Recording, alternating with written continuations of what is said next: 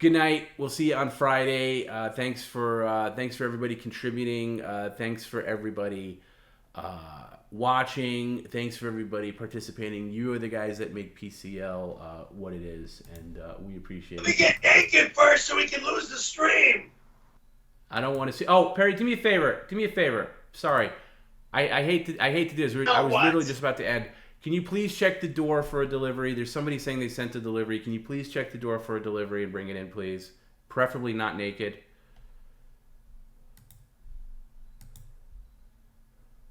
We did say no deliveries, but, you know. You're not naked, right?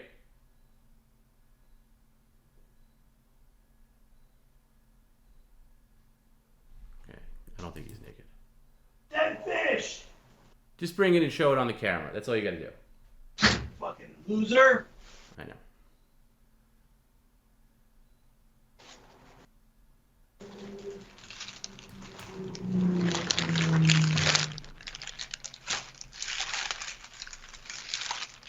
Dead fish. You want to do something funny with that? No. Hey, how about you microwave it on the Good floor? night. On the floor. Good night. All right. Good night, guys. We'll see you on Friday. Damn it! I gotta fucking watch this out now. Good night, Bullshit. Guys.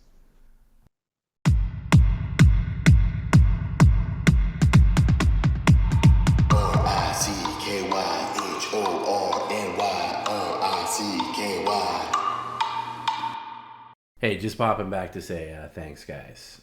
Since we ended a little early, this is the first meet. Is this? Yeah, it's the first media share in a while, isn't it? Because we didn't have one last. Did we have one last Monday? God, I feel like Perry right now. No, we didn't have one last Monday. We just came back on Friday, right? Or am I like brain dead? Yeah, no, we didn't have one previously.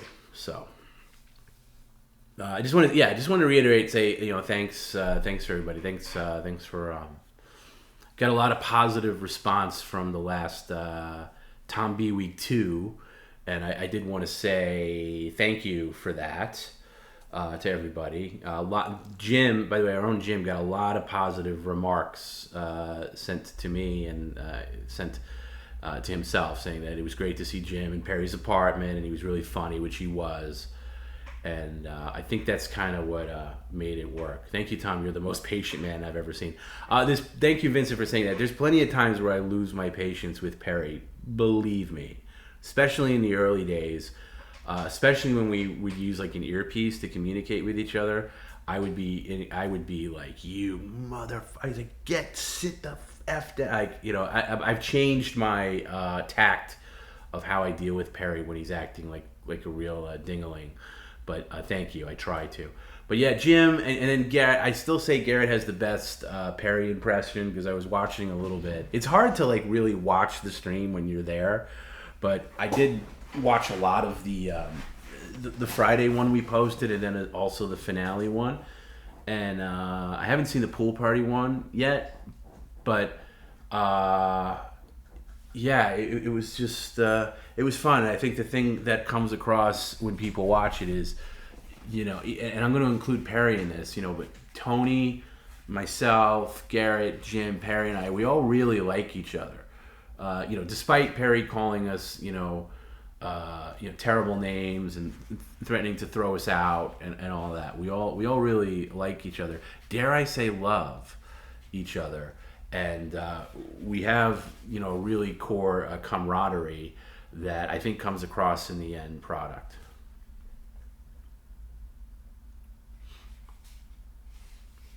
So he said, subscribe to Patreon. What do you get? Half of something? Sorry, I don't know what you're talking about. Hold on, let me see if I can. Half of something, you have to sub on Twitch or you get audio only, not available. 1 or 2 skits, give me a break. Patreon investment should get me everything. No, if you sign up for the $10 Patreon, there's an very old $6 Patreon, and there you don't get everything because that's like an old legacy. There's very few people on that one. But the $10, you get everything. You get the media share streams, you get voicemails when they come in, you get phone calls when they're available, you get Perry's Comedy Pure Resurrection. I don't know what you're talking about because there's a lot of stuff on Patreon, and I'm not trying to hawk Patreon constantly, even though I do personally benefit from it.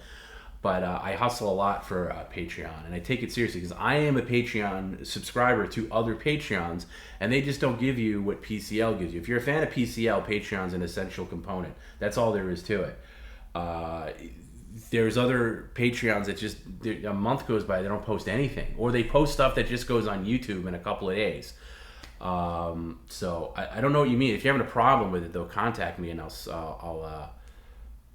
set it up. So everything is on there. Everything is on Patreon. Every stream that's exclusive to Patreon is on Patreon. Anything else is on YouTube. So if you have issues with it, contact me and we'll sort them out for you. But anyway, getting back to TomB Week 2, and I said it earlier, for something that we didn't have a lot of planning for, it came across, I think it worked out really well.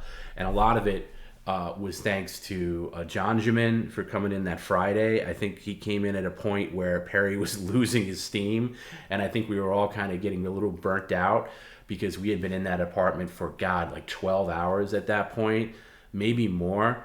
And he just brought the energy and kind of got us all back in the game. And then shout out to Dave Navarro on Sunday's stream, and a huge shout out to Officer Lawrence who brought it on the pool party stream as well as Sunday, and it was fine. Maybe I need to log in. Sorry. Yeah, I don't know, log in, but if you have a problem, shoot me a message. There's plenty of stuff on Patreon. There's the past couple of weeks has been difficult to keep up with stuff on Patreon. Like I said, I'm behind. I got to post some voicemails from even probably going back 2 months. There's a really good one, and I keep promising Nancy Kerrigan I'm going to put this up. He sent me one the day that he threw away that Nancy Kerrigan skateboard with the ice skates on it. He left me a really good voicemail, and it just sometimes they just get lost, and because I don't label it right away, but I have it on deck. I still have to upload the phone call from last November when he did the sneaky snowboard thing, and he was first telling me about it. That's a good one, and I got to find that because it's really hard to find.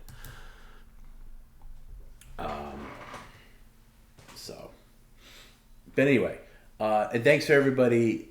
Thanks to everybody that that made TomB Week 2 a special. There'll definitely be a TomB Week 3. Probably not right away, but there'll definitely be a TomB Week 3, and we'll figure out guests and stuff like that. So and I know the girls weren't everybody's cup of tea, but it was just some people said, at least it was something different.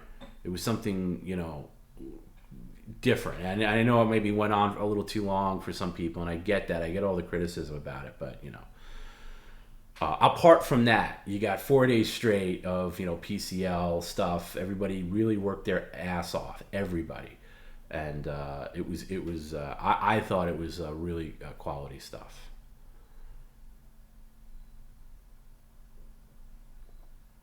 But yeah, we'll see what happens for TomB Week Volume 3, a very TomB Thanksgiving. Well, unfortunately, Perry's in the snow Thanksgiving, if you haven't heard.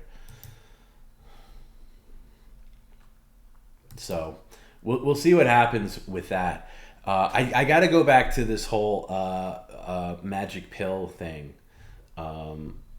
because I could not begin to tell you.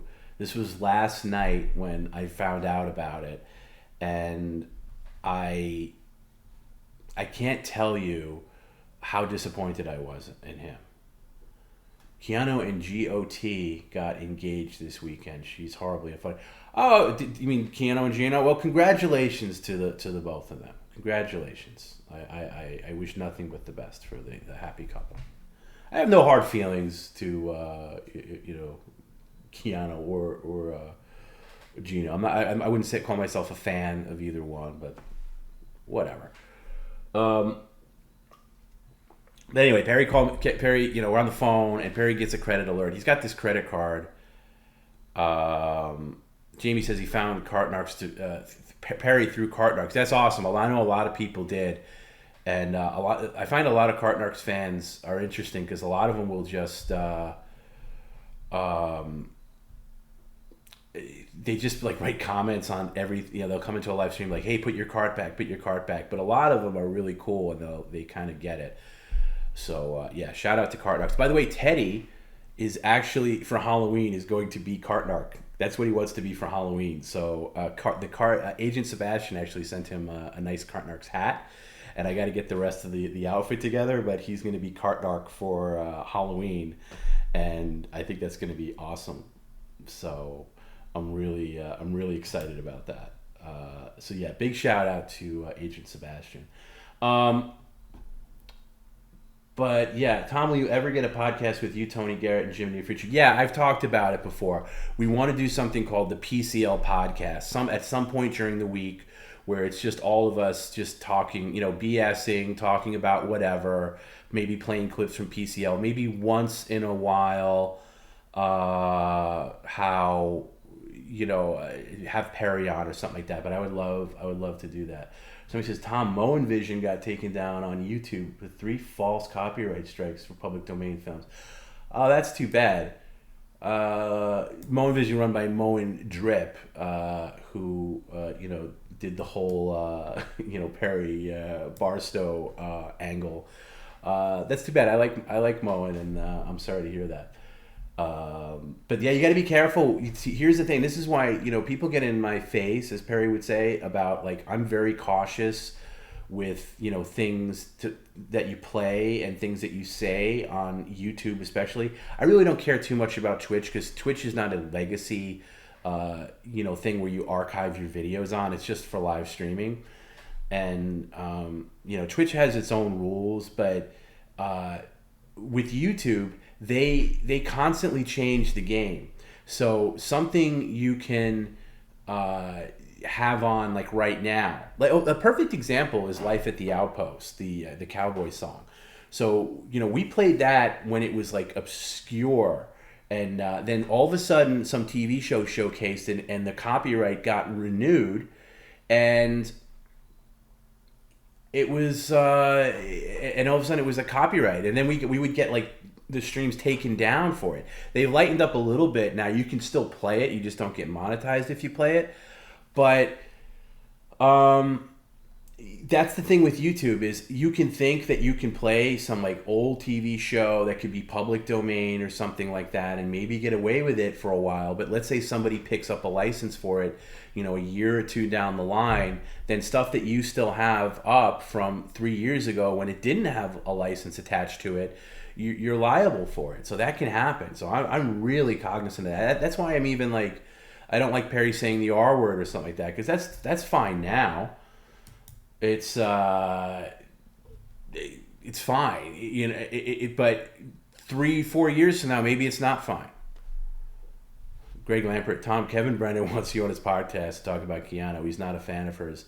He also likes that you're a fellow Brennan. I gotta say, I don't know enough about Keanu to talk about. I don't know. I hate to break Kevin's heart, but I only said what I said about Keanu to kind of offset the diatribe that I knew Perry was going to say. I knew Perry had a lot to say about her, and I kind of got ahead of it and said what I said, because I always like taking the heat of PC. I don't mind taking the heat of PCL. If someone wants to bring the heat on me, that's fine. I'd rather it be on me than Perry. But yeah.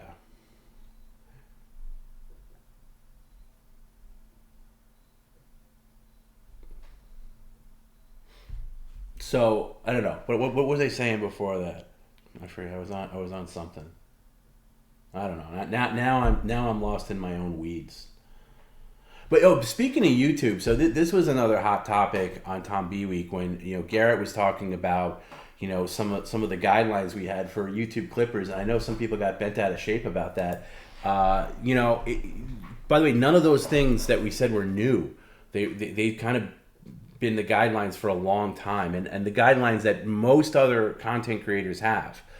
Although I think it was just like, hey, and we have a really good relationship with a lot of different people that clip PCL, so it doesn't really apply to them so much. But it's just like, hey, you know what? If you're going to clip our stuff, don't make the clips over 15 minutes.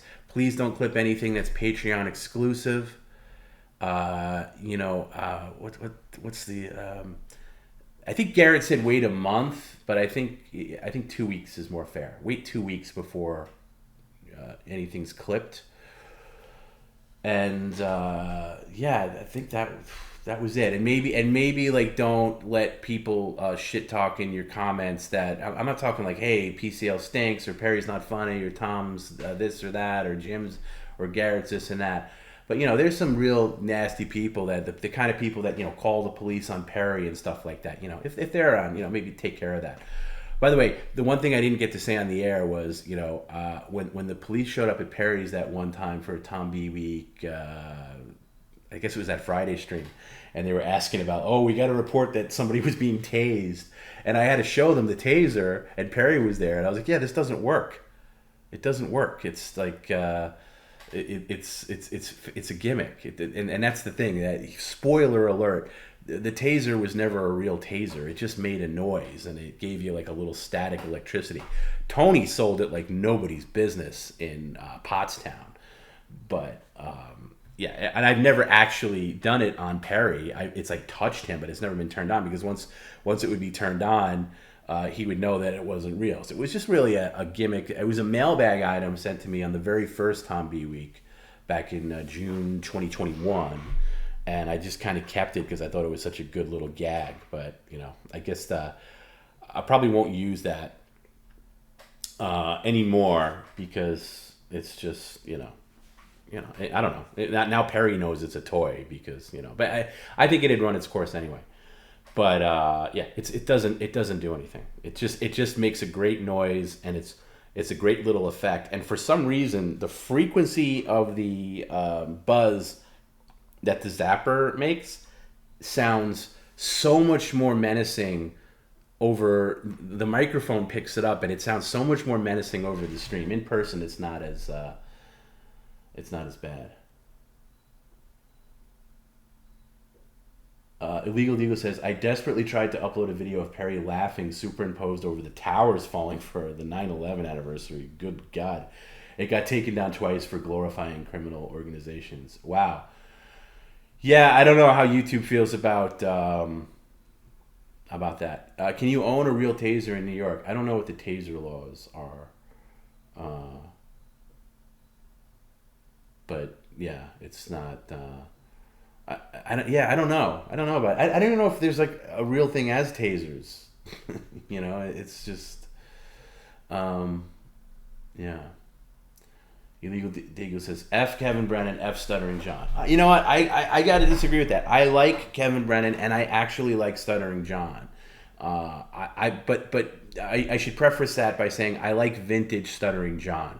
Stuttering John, when he was on the Stern Show, was great. I think I've said this before, so I don't want to be a broken record, but I think Stuttering John added a lot to the Stern Show and was essential to helping make that show great in various ways. And I know maybe he's like not the same guy anymore, and I get that, but I can't say I hate. I don't hate Stuttering John. We had a weird thing with him. Like, I think he sent us like a really weird, like, demanding email that he wanted Perry on his show, and is saying like, you guys need me more than I need you. Tasers are 100% no go in New York, big troubles. But we mean like the big tase? Like, what's a tase? Like a tase gun? Like, I don't even know what a real taser looks like.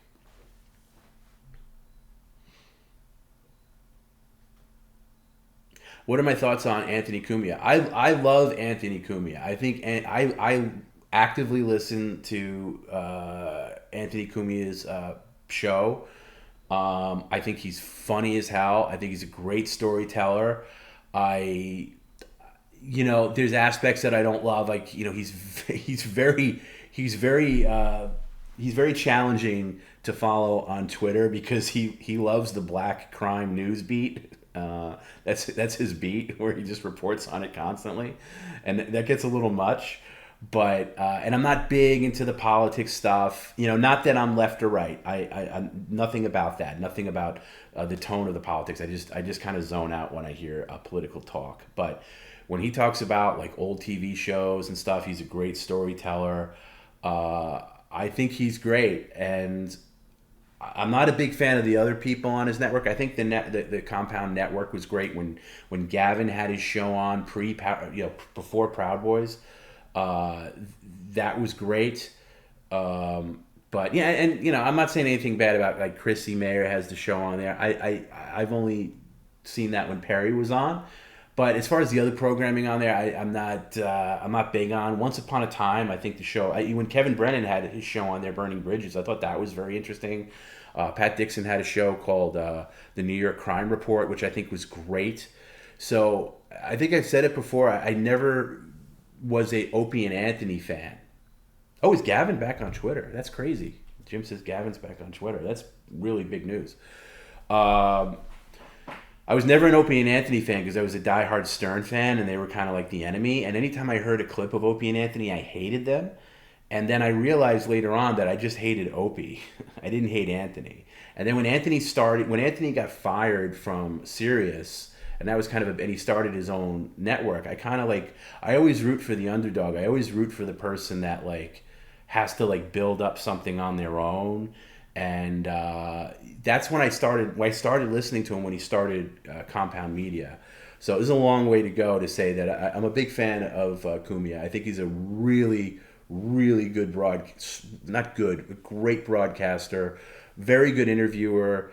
And when we met him and when he was in Pottstown, he was a great guy. I don't think he's necessarily on board with Perry's stuff. I don't think he quite gets it.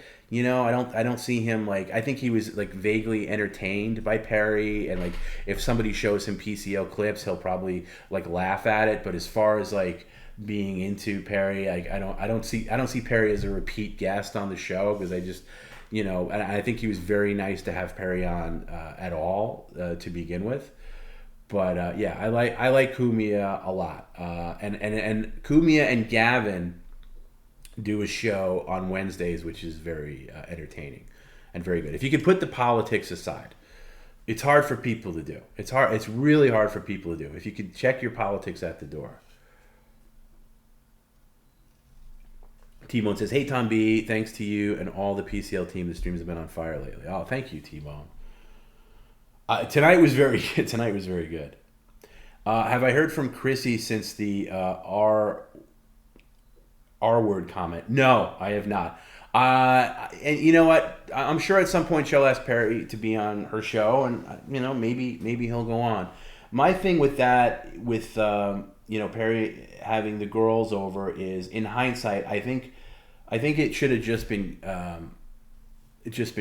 Christy there, because nothing against Keanu Thompson or Lila Hart, but I don't think they really knew Perry, and even Chrissy doesn't necessarily know Perry, but she at least knows him better.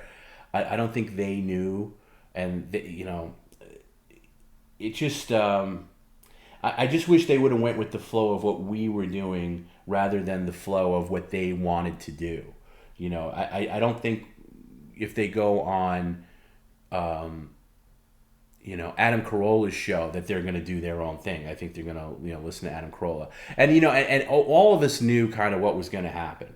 All of us knew what was going to happen. Like Jim, Garrett, myself, and Tony. Even when we were at the Rainbow Bar and Grill for that horrible meal at dinner, we said to Perry, Perry, please, you got to be the alpha tomorrow. Don't let these girls come in and take over. Because Perry, and Jim said it right, Perry is a complete mark for any woman that's vaguely attractive and any authority figure. And he just lays over. And, and I'm in a difficult position too, because, you can hear me, you can watch that. I'm trying to shut everybody up and kind of run the stream. I wanted to run some tip comments, and I didn't do that because I thought everybody's tip comments would get short shrift. And I thought that, and it was hard to get a word out. But I didn't want to be the guy yelling in the background either, telling everybody to shut up, because that's a bad look too. So it was I just wish Perry would have had a little bit of backbone and been a little bit more of a host. But it's just Perry's done Chrissy's show several times now, and he goes along with whatever they're doing on their show. And, he sits through her super chats, which honestly are mostly Perry fans at that point. And the only thing I'll say is it's a shame that we couldn't be paid the same courtesy, because, when you go on somebody else's show, you kind of you set your sail to the wind of that show. You don't do your own thing. When Perry goes on another show, he doesn't do his own thing, I think they had that bit about playing the common music, and okay, I get that that's funny in a way, but do that on your show. Don't come in and do it on our show. And I have to apologize to the audience because I had no idea how annoying that music was because I wasn't monitoring it. I didn't have headphones in or anything like that. I didn't realize that her phone was right next to the microphone and it was bleeding out. And thankfully I was able to remove it in post where you don't even know it was there anymore. But goddamn. But yeah, and we promoted their show very heavily. A lot of Perry's fans bought tickets and showed up. But, like Bob Levy said, Perry's not an opener, he's a closer. And we made an exception for this one time because it was like a fun thing and it was an excuse for us all to go out. So I'm thankful, for that. But yeah, that's what it is. It's fine. It's not gonna we're not gonna have a repeat of that. You know what I mean? I don't think we got to be careful about who Perry interviews. Because I'll say this, and I'm very famous for pitching things that don't come to fruition, or at least not for a while, but I'm going to do it here again. My vision for PCL is to add a third stream on Wednesdays and to have it as Perry stream, like pure Perry, like Weather Matters. No TomB, no offers, no Tom's tips. Maybe even minimize the super chats and the tip comments, even though that's a big part of Perry's revenue. Sometimes they get in the way. But I'm not 100% on that. But I would like to do a different theme every Wednesday. So one Wednesday in the month is Weather Matters. Another one is Perry Plays, which is the gaming stream, which I assure you is still coming. It just takes a lot more work than I anticipated because it's got to be run off Perry's computer. And then a third stream where Perry interviews people, like via Skype or whatever, and the guests have to be a certain way. Maybe we can mix that in with Judge Perry, have a Judge Perry segment. That's where Judge Perry would be. And the fourth show would be, and I hope Bob doesn't mind me saying this, but we really want to do a Bob Levy and Perry show where it's just Bob and Perry doing a show. And, not for 6 hours or anything like that. It would be like, 2 hours tops or something like that. But Bob and Perry on a Wednesday. So rotating themes on Wednesdays. I won't be on mic unless I absolutely have to be. I'll still run it from behind the scenes like I do Weather Matters. I still run the comments and the graphics and all that stuff, but not go into the thing. And the tricky part of it is Perry's just, like Danko just said, Perry's not tech savvy at all. So it's hard. It's hard to facilitate all that stuff. So I hate saying it because then people are like, oh, when is that coming? When is that coming? Well, I am actively working on it. It's hard, to do because, we all have real jobs aside from Perry. I have a real job, and that schedule is getting a little more challenging lately, and it's just fitting in the Perry maintenance off the air, plus the PCL stuff, plus PCL on the air, and then plus like family stuff. It's really tough. But I'm doing my damnedest to try to get that done. That last trip took a lot out of me. I was just zonked. By the time I came home, I was so exhausted. So yeah, Perry and Bob show. I hope I'm not talking out of school, but yeah, I want to work it out too, where like it looks good. I hate these shows where it just looks like a Zoom call. I don't want that show to look like.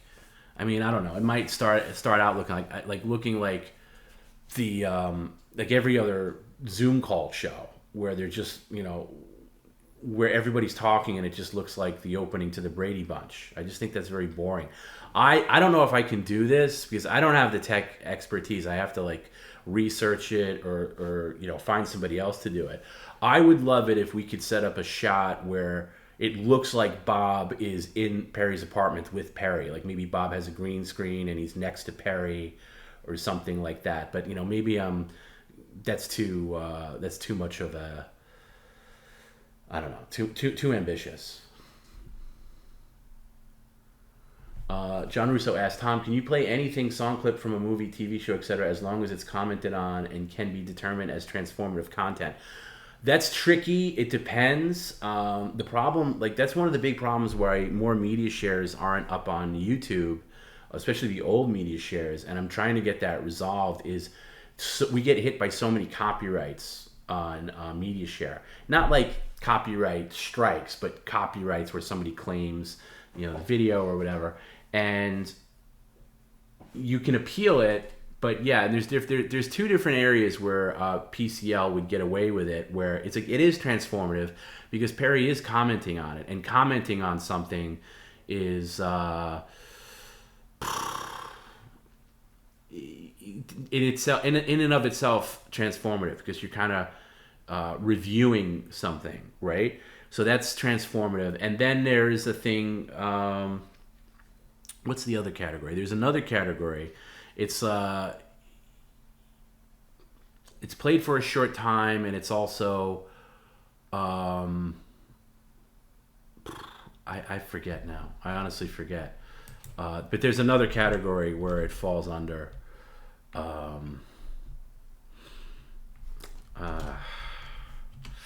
Where it is also transformative. Maybe that it's not comedy or parody or something like that. I can't. I don't know.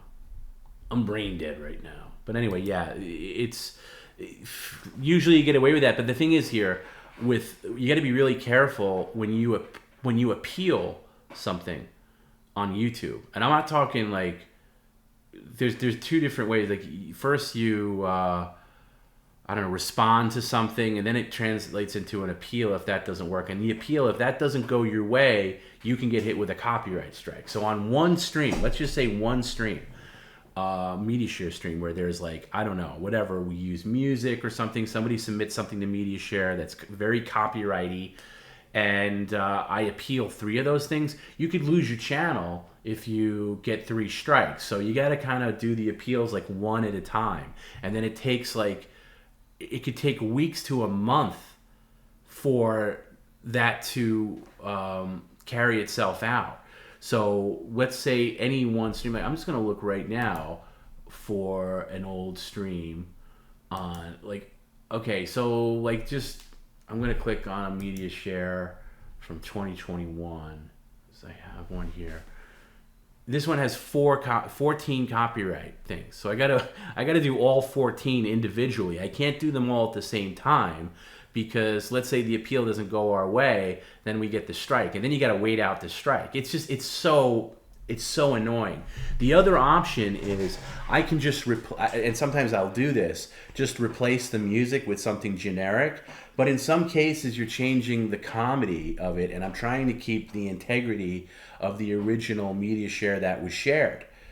So anyway, I'm getting in the weeds of it, but you can kind of get the gist that it's frustrating, and it always changes. Sometimes, like we were talking about earlier, sometimes a copyright thing that cleared 2 years ago, all of a sudden somebody gets a license for that, and now it's not good anymore, and you got to address that.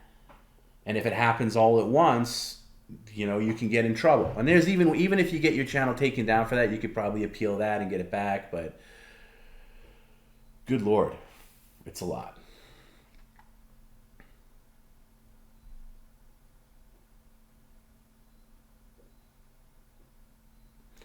Vincent says, I used to like Stuttering John because I was a stutterer, but now I can't stand him.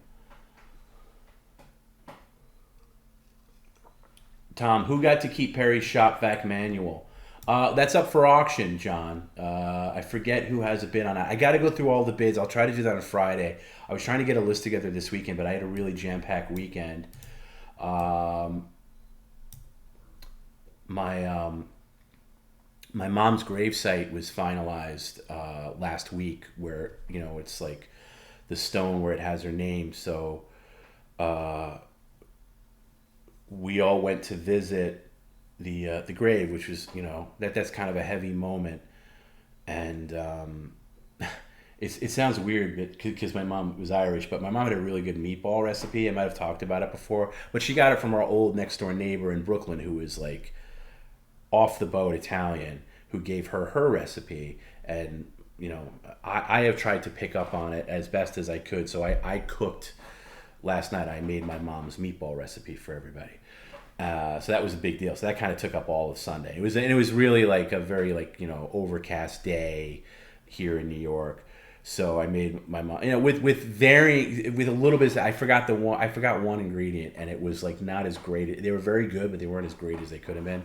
So I did that. That was yesterday. That was last night, where I could. My dad was over, and my sister and everything. So that was nice.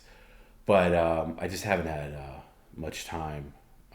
Downtime. But anyway, I think do I have the shop vac? I took some stuff with me because I didn't trust Perry with it. I took his McDonald's court order, not court order, restraining order, the Ronald McDonald restraining, because I just want to make a good scan of it and then send it out. I took a couple of other things, so yeah. I forget what else I took some random things that I knew he wouldn't be good about sending out.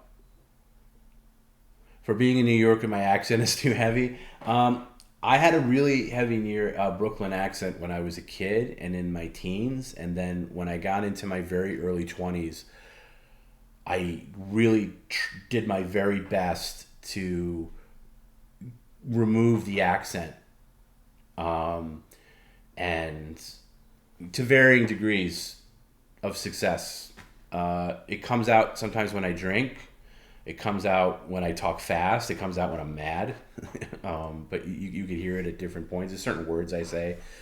I hear it in myself sometimes when I hear myself back on like a PCL clip or something. But yeah, I really kind of got myself away from it. Plus, I do one of my, not my main job, but my side gig is I do a lot of voiceover work, or I did a lot of voiceover work. Do you know?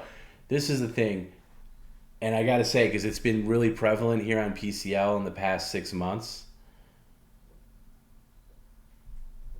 I lost I lost my first voiceover gig to an AI voice. This is about 6 weeks ago, and it wasn't anything that big. It wasn't like this great thing that was going to pay a ton of money. It was like okay money. But I lost to an AI voice because they're getting so good that why would you pay a human being to read your script for something when you can get an AI voice to do an okay job? Now, I think AI voice is not 100% there because there's certain words that they just can't pronounce right. But yeah, that was a first, losing a gig to an AI voice. you know. What's the world coming? It's really becoming James Cameron Terminator very quickly. It's getting really scary. But even like the stuff that you see with Perry, it's just like, wow. Like the videos and stuff, like the friggin' Gundry videos tonight. How is that turned around so fast? So it's getting scary. It really is. John Russo says, I think Tom and I are around the same age. We grew up a few miles away from each other. I was in Bethpage. I still have a shit Long Island accent. Scooter, not making it noticeable. Well, John, I technically grew up in Brooklyn. I grew up in Marine Park, Brooklyn. I didn't move out to Long Island until I was 14. So I always say I grew up in Brooklyn. But yeah, it's tough. Will I tell you something you can hear me in? Maybe one day. A lot of it's like corporate stuff. Can I explain Big Three beef? I've talked about that to the cows come home. You have to listen to other... I'm not really in the mood to get into that now. But there's definitely been other after hours that you can look on my lousy channel and find me talking about it. I would say something about it if I was in the mood, but I'm definitely not in the mood. But yeah, so losing a gig, anybody else lose a gig to AI, it really makes you feel like shit. I gotta be honest. It's like I thought I did a good, and I auditioned for that too, and I thought I did a really good job. Not to pat myself on the back, but yeah.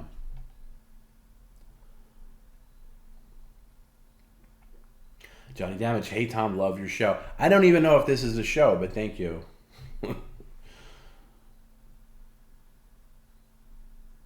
Larry Hoffman says, I can't believe people thought the taser prop was real. I can believe it, because if I was watching that on a stream, I could maybe believe that.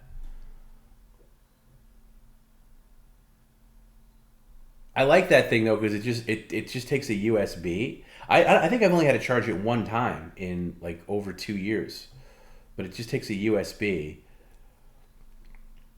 And yeah, and I've made it through airport security every time with it. Well, actually, yeah, coming back from California the first time week and going out there. Oh, all of the above, Omega Cloud, all of the above. I've done all that stuff. Um,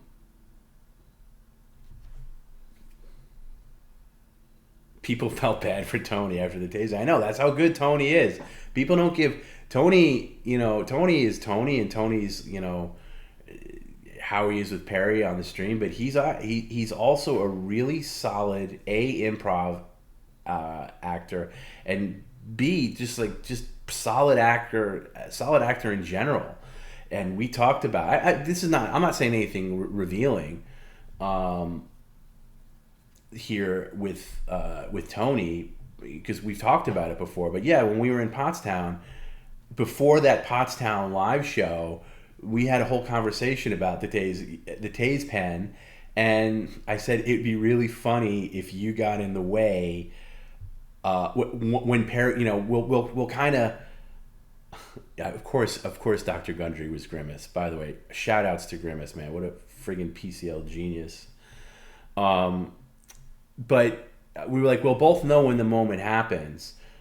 But like when Perry rages out, like you get it, I'll get the tase out, you get in the way, and then break character. Like really show a side of yourself that you've never shown, where it's like, hey man, that's not cool. Like I didn't come out here to be tased. And Tony sold it like nobody's business. And people to this day still think that like there was like beef with Tony and I because he got stunned. But I just wanted Perry to understand that this thing really worked and it was really powerful, even though it just was a prop that did not work. It looks and sounds menacing.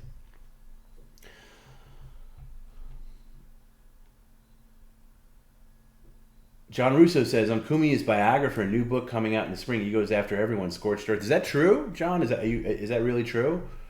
Because I know he had a book previously. I didn't. I was going to get the audiobook on Audible, and I just, whatever reason, I just didn't. I've gone in and out of interest with it, with Kumi, where I didn't follow the show for a while. When he had the co-host on the show, Dave Landau, I kind of zoned out a little bit. Yeah, I just for whatever reason, I just wasn't gelling with that.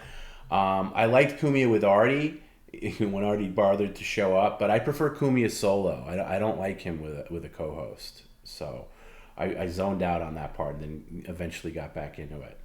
Actually, when Red Bar went off the air for like a year, that's when I went back because I wanted just something to listen to. And that's when I went back to listening to Kumia.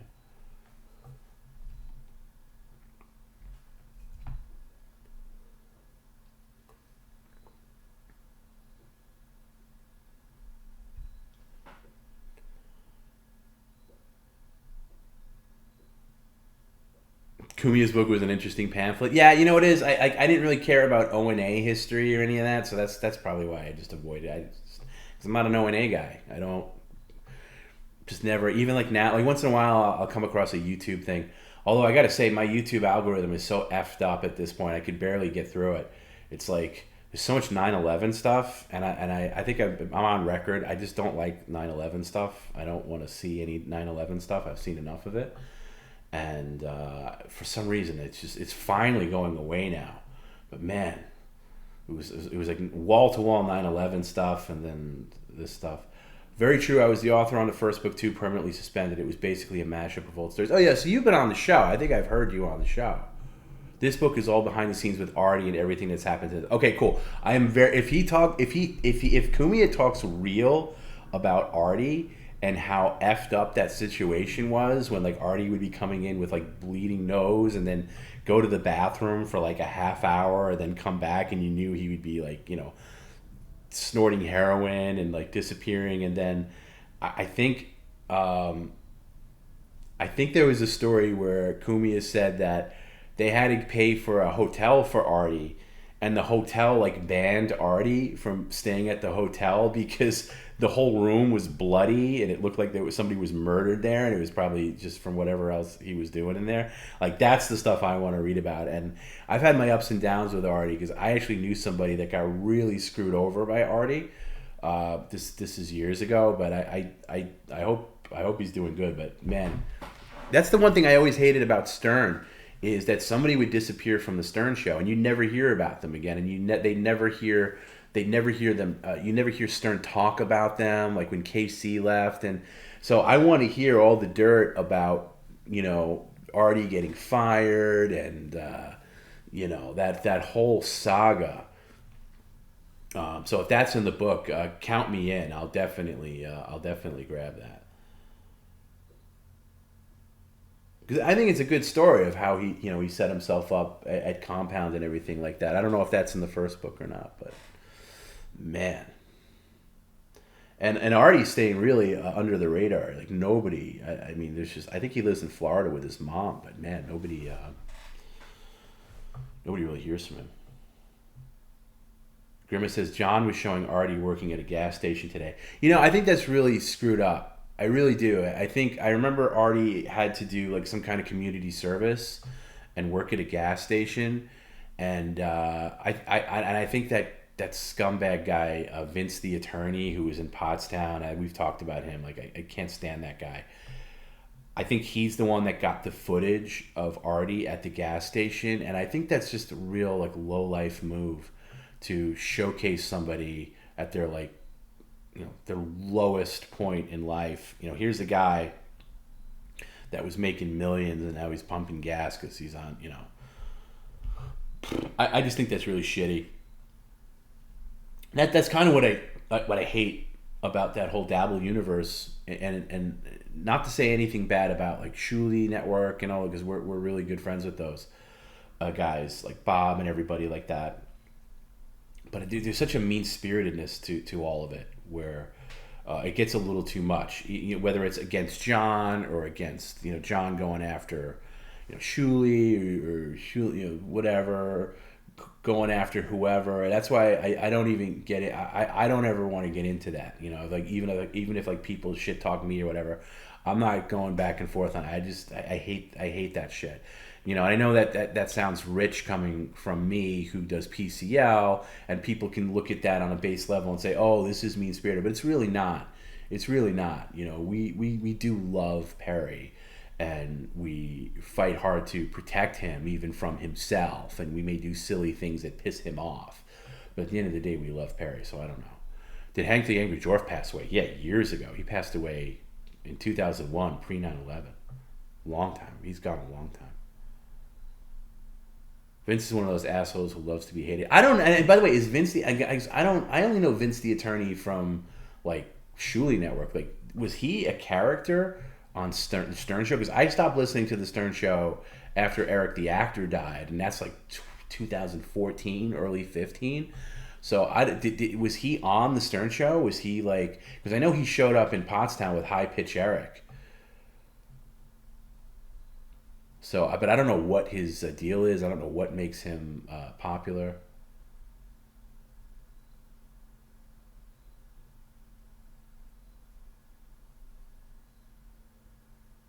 What did Vince do at Pottstown? Nothing. He drove High Pitch Eric there, and I don't know if he's like High Pitch Eric's handler or whatever, but that's all he did. And then he shit, and he gave like dirty looks to Perry, and like was made it known that like he wasn't a Perry fan. Meanwhile, most people there were there for Perry.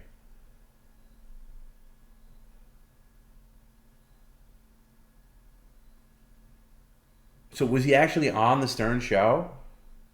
Because I hear names of people like that are on the Stern show now or have been in the past like decade, and I just don't know them because I haven't listened in so long.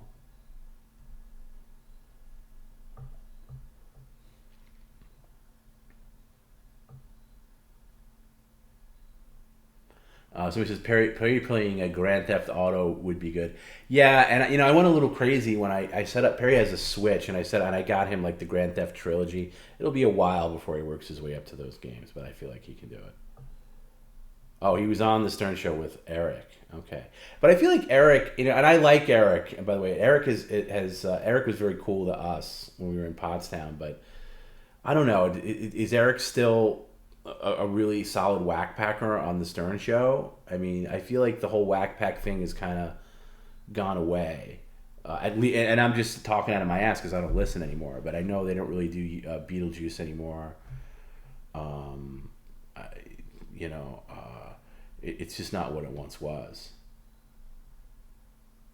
Although once in a while, like Jim will share with me an old Stern clip from like, 15 years ago plus, and God, there was one recently with Daniel Carver. It was just so friggin' funny. So I even though I don't like modern Stern, I can still appreciate vintage Stern.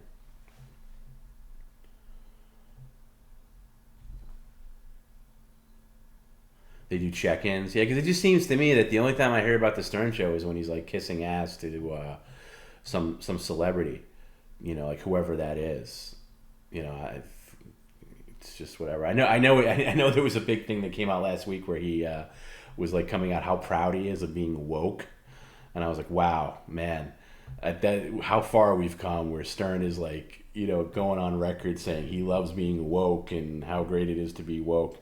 And then I saw Trump roasted him pretty good. Not to get into politics, but politics aside, I really agreed with Trump what he said about it. He basically was like, I forget the exact word. I think I have it because a friend of mine sent it to me. Although you gotta like Trump, like what the hell is he doing on that stupid Truth Social? Like nobody's paying any attention to that. But he went on this big rant. This is Trump. I'll do a Trump impression. The real Howard Stern is weak, pathetic, and disloyal guy who lost his friends and much of his audience. Until recently, I haven't heard his name mentioned in years. I did his show many times in the good old days, and then he went woke. And he's like Perry. Trump's like Perry, where he capitalizes weird words. Like he capitalizes woke. I don't know if that needs a capitalization. And nobody cares about him any longer. I don't know what they really pay him, but it shouldn't be much. His influence is gone, and without that, he's got nothing. Nothing is in all caps, by the way. Very Perry-esque. Just a broken weirdo, unattractive, both inside and out. Trying like hell to be relevant. Well, I'm sorry. Tell me where Trump's wrong on that one.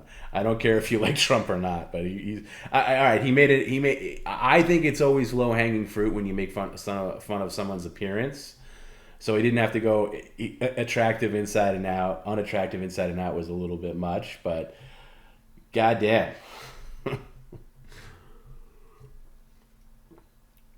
Listen, nobody can stay gold forever. Nobody can stay gold forever. Whether, bands, artists you grew up with, they're never going to be what you want them to be for as long as you want them to be.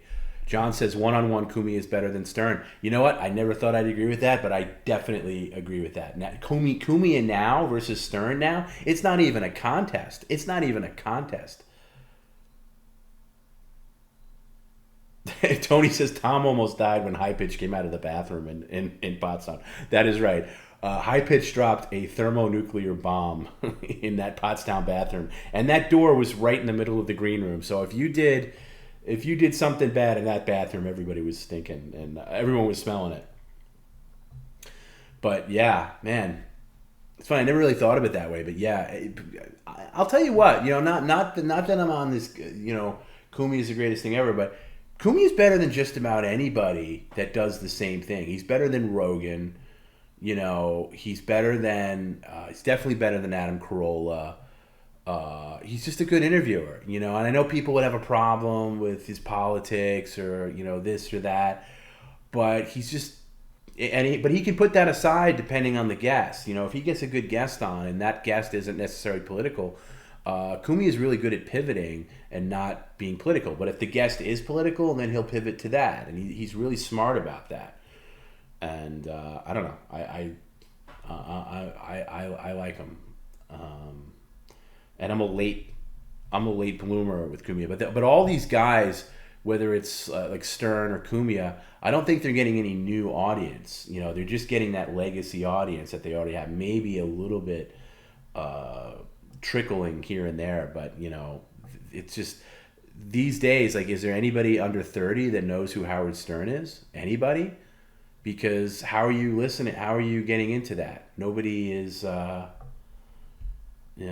Red Bar versus Kumia. You mean Red Bar? You mean their feud, or is Red Bar better than Kumia? That's a tricky one because they both do different things, and I haven't listened to Red Bar in recent months. I just kind of fell out of the habit of it, and I don't know who the current fools are or anything like that. So, but I like Red Bar, and also Red Bar is another thing where it's like PCL, where like the shows are like 8 hours long. And I sometimes look at the length of it, like, oh my god, I can't commit myself to listen to something for 8 hours. Have I ever looked into old Patrice O'Neal stuff? No, I really haven't. I don't know any Patrice O'Neal stuff. I know Patrice O'Neal came on Stern in the early 2000s before he was an O&A guy, and I remember him on there. But no, I don't know. I know he's like worshipped, and there are statues built to him and all that. But I don't really know Patrice O'Neal stuff. But I'll listen to David Spade and the Dana Carvey podcast, whatever that's called, depending if they have a good guest. Maybe I'll listen to it. And I listen to Quentin Tarantino's podcast when it's on. I don't think there's been a new episode in quite some time. But I'm very selective about podcasts. I used to listen to a lot of Mets related podcasts, but they were so bad. I can't do it. Not really, and never got into baseball this year. It's one season where, and I just wasn't in a headspace for it anyway. Like I didn't go to one. Usually my dad and I go to one game a year. That didn't happen this year. I know there's still, I don't know, I guess 1 week left of the season, but just never materialized.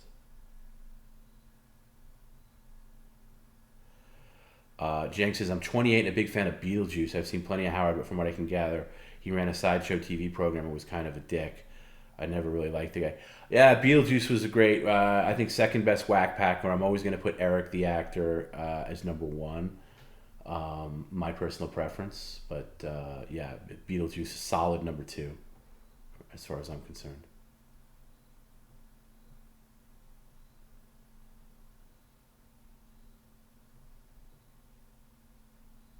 Yeah, Beetlejuice is still alive, but he's in Atlanta, Georgia. I think he lives with his mother and his sister.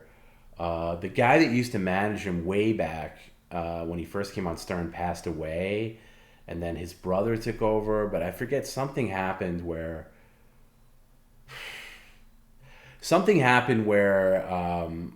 he just moved out of, because he was living in Jersey City, and then he moved down to Atlanta. And then once that happened, I think,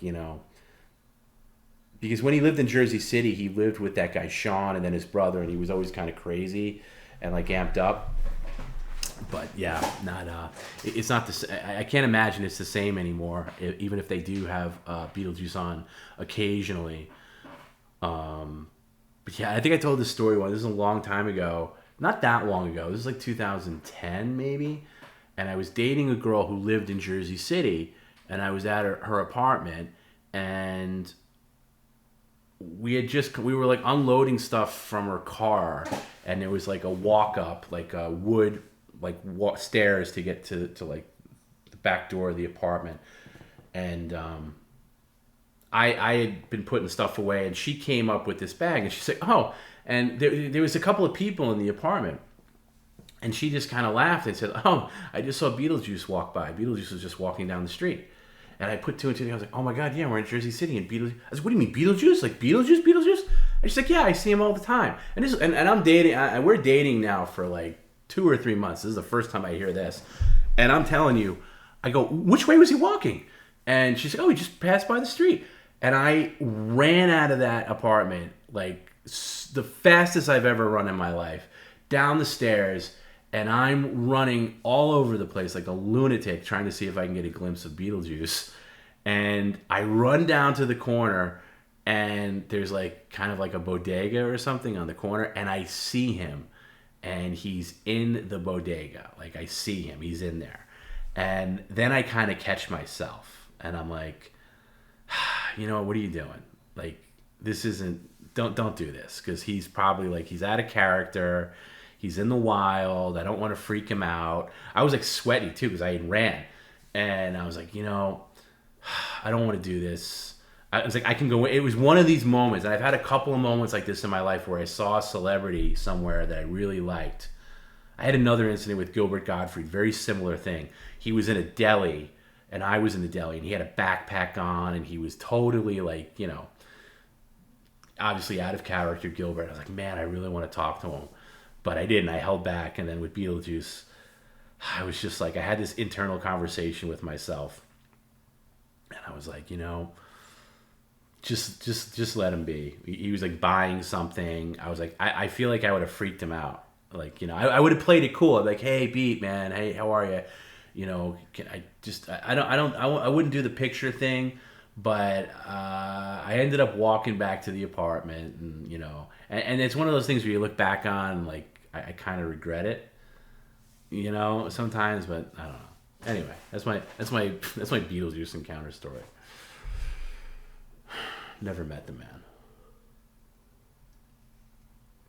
Came real close though.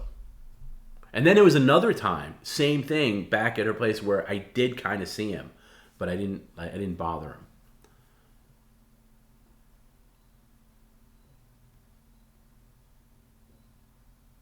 The only star you ever met was Ted Nugent, the real Ted Nugent? Oh my god. I hope he kept his hands to himself. He seems very perverted.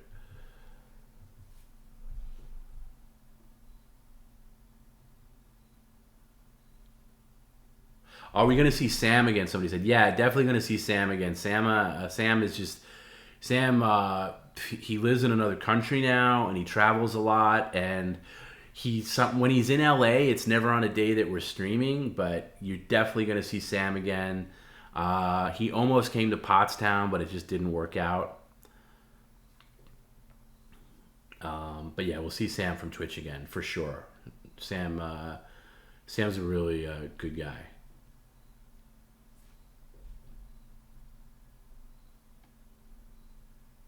It just it's a scheduling thing. It just sometimes doesn't work out.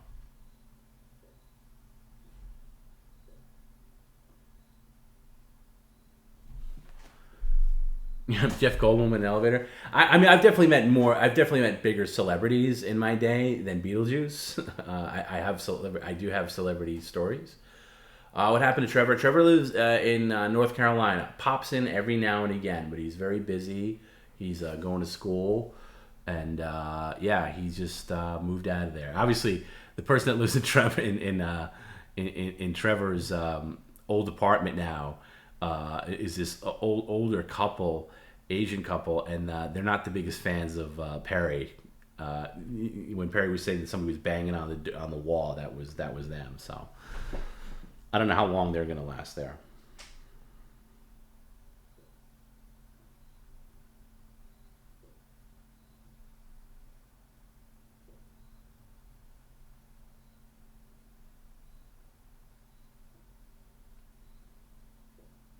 So I said, what did Vince the attorney do in Pottstown? Nothing, really. He was just kind of a prick. Everybody else was kind of funny and stuff. Like, Perry got McDonald's delivery backstage, and everybody, Kumia, everybody kind of just laughed and went with it. He was there, like, shaking his head, like, this is so, he was above it all. He drove High Pitch there. High Pitch wasn't even part of the show. I mean, they made him part of the show because he was there, but he wasn't on the bill or anything like that.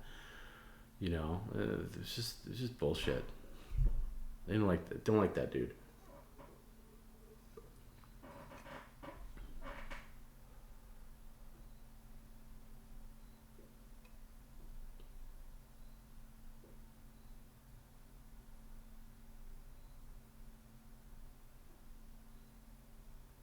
Soviet Code says, I'll say one thing for Stuttering John. I say some pretty awful shit to him in his chat, and he hasn't banned me. That's pretty good. So I think he's pretty heavy with the ban hammer.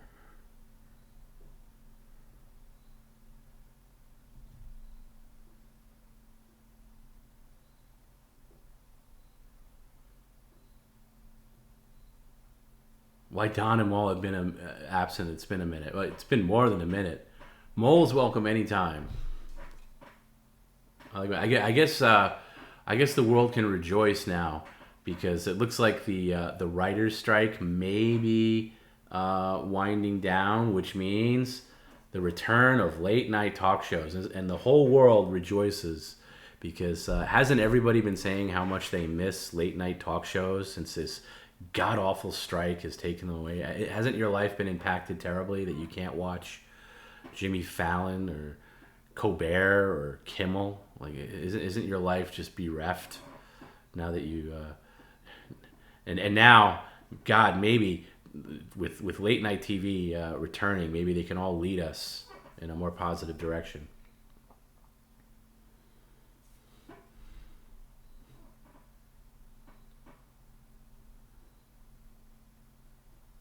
I don't know. I think that's it, right? Then there's Seth Meyers, and I think that guy, the British guy on CBS that everybody hates, I think he's retiring.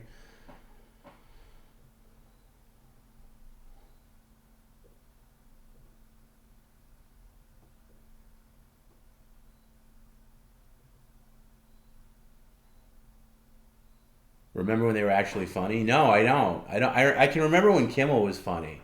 I don't remember a time where Fallon was funny or Colbert was funny or any of the other guys. I do. I will say for Kimmel that I do remember times where he was funny. Not recent, not now, of course, but yeah.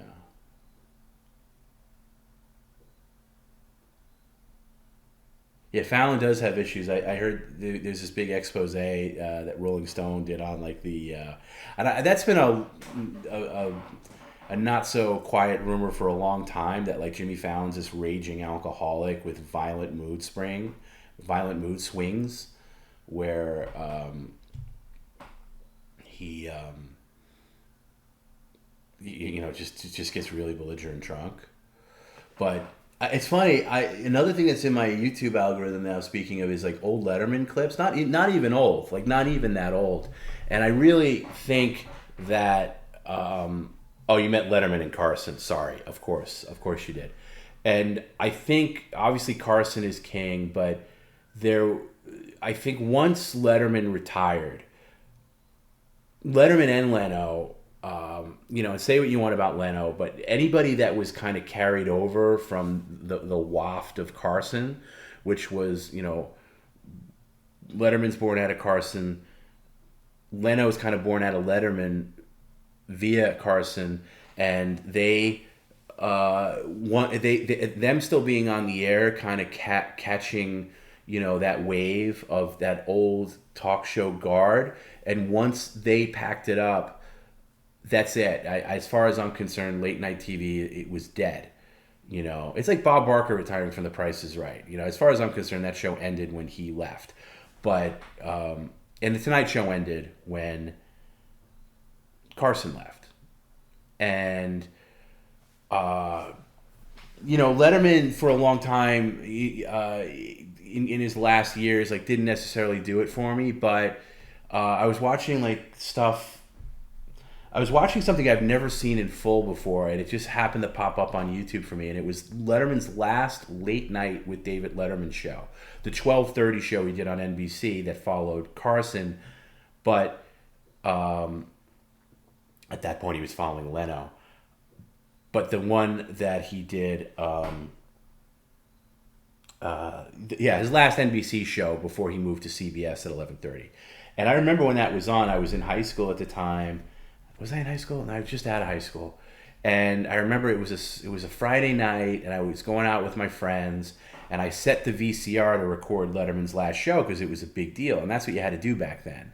There was no on demand. You didn't catch it on YouTube the next day. You couldn't download it or stream it. If you missed it, you missed it. And I set the VCR to record it at 12:30 to 1:30. And what I didn't take into account, it was like the NBA playoffs, and NBC had the NBA playoffs, so the show was delayed by like 30, 40 minutes. So I only got the first 20 minutes of the show, and then the recording turned off, and I remember being so pissed off. And for years, I never sought it out. I never saw The Last Letterman, and I just it was right when I came home from California, and I was kind of just in bed zoning out to YouTube. And I watched it from beginning to end, the entire, with commercials, by the way. This the one I saw had commercials, and it was great because they played a lot of like best of, like saying goodbye to the NBC stuff that they had access to, like all their best of clips and shit.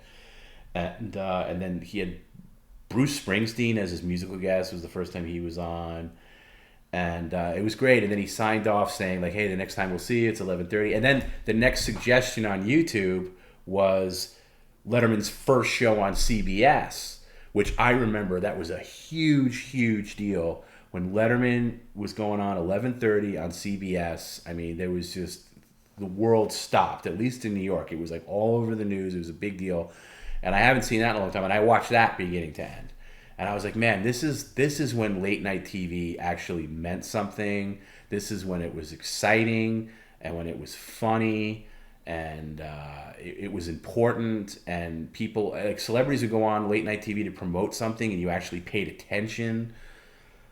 And it just doesn't exist anymore. It doesn't exist anymore. And then I watched an episode from within the past 10, more than maybe 11 years.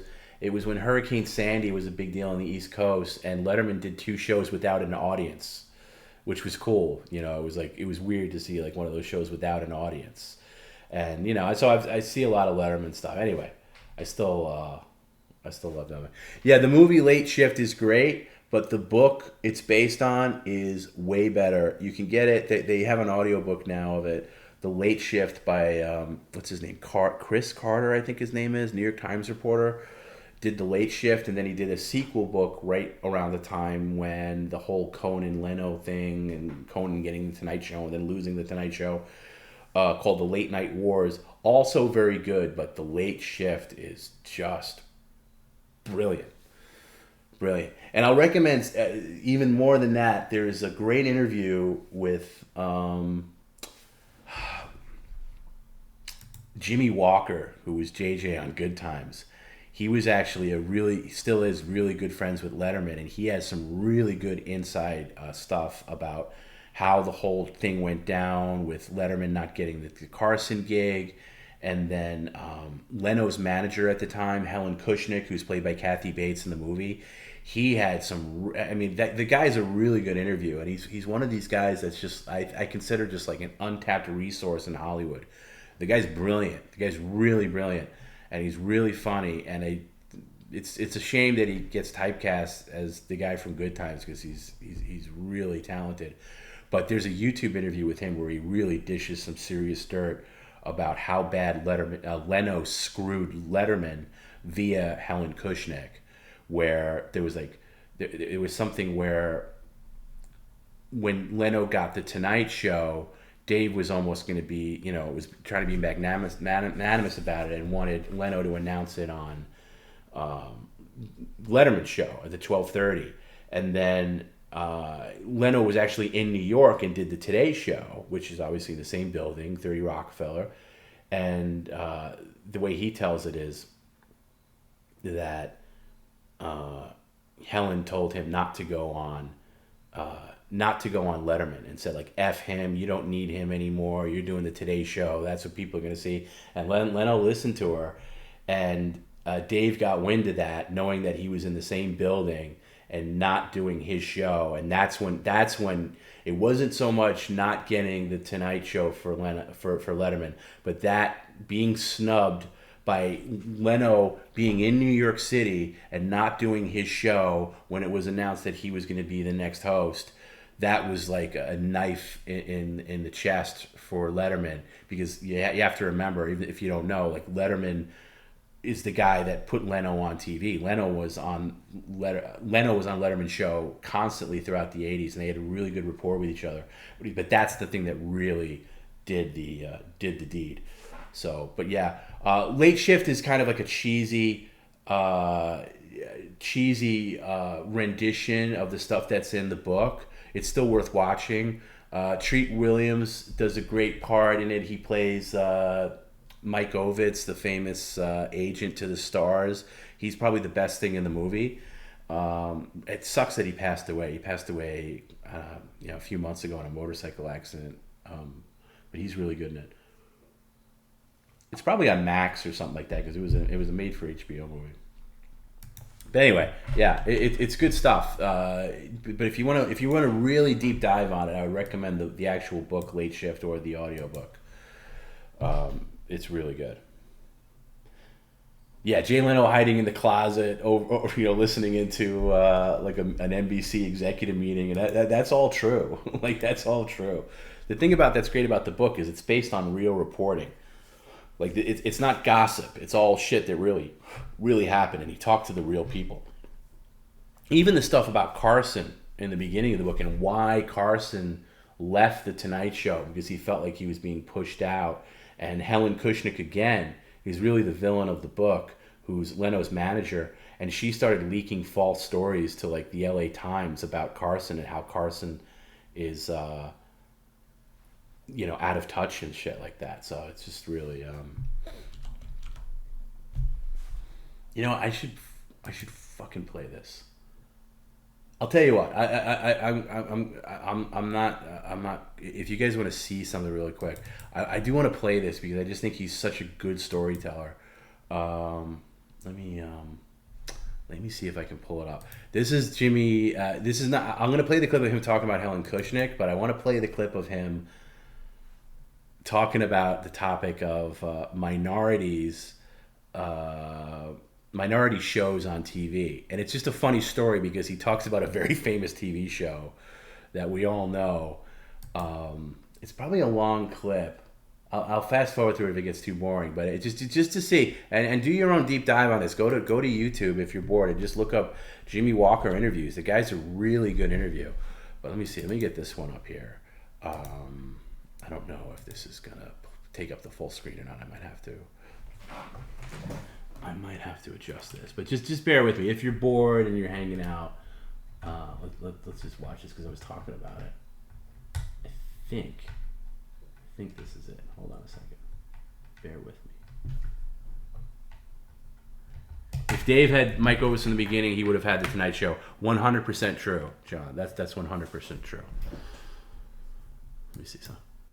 Was there anything that the writers ever had JJ do that you objected to, where you said this is going too far, or Never. I don't think he would do this? Okay. Never. I was always, I'm the guy. See, I think comedy, and if you look at a sitcom, and even though I don't get work and they don't listen to me, but I know, I hate to say it sounds terrible, I know comedy. And comedy is somebody, in terms of sitcoms, and any major comedy, except for like a Cosby. I know it's sacrilegious to mention his name, but he's still the best guy out there. But anyway, in any major comedy other than Cosby, there has to be somebody who takes the pie. There has to be that one person who is that immediate laugh guy. And by that I mean, you look at a Mary Tyler Moore, or you look at a Jerry Seinfeld, whatever the shows are, the major shows.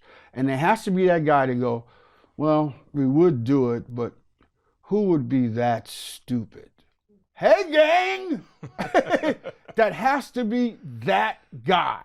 And if you don't have that guy, you don't have a comedy, except for Cosby. Every major show, The Big Bang Theory, which is a major show now, they have that guy, Jim Parsons. Two Broke Girls, They have the cook. They have the other tall, skinny girl. They have that guy. You must have that guy. That has, in my opinion, it's just me. I'm an out-of-work, low-life road comic. That's, to me, has taken the black ethnic guys out because they don't want to do that.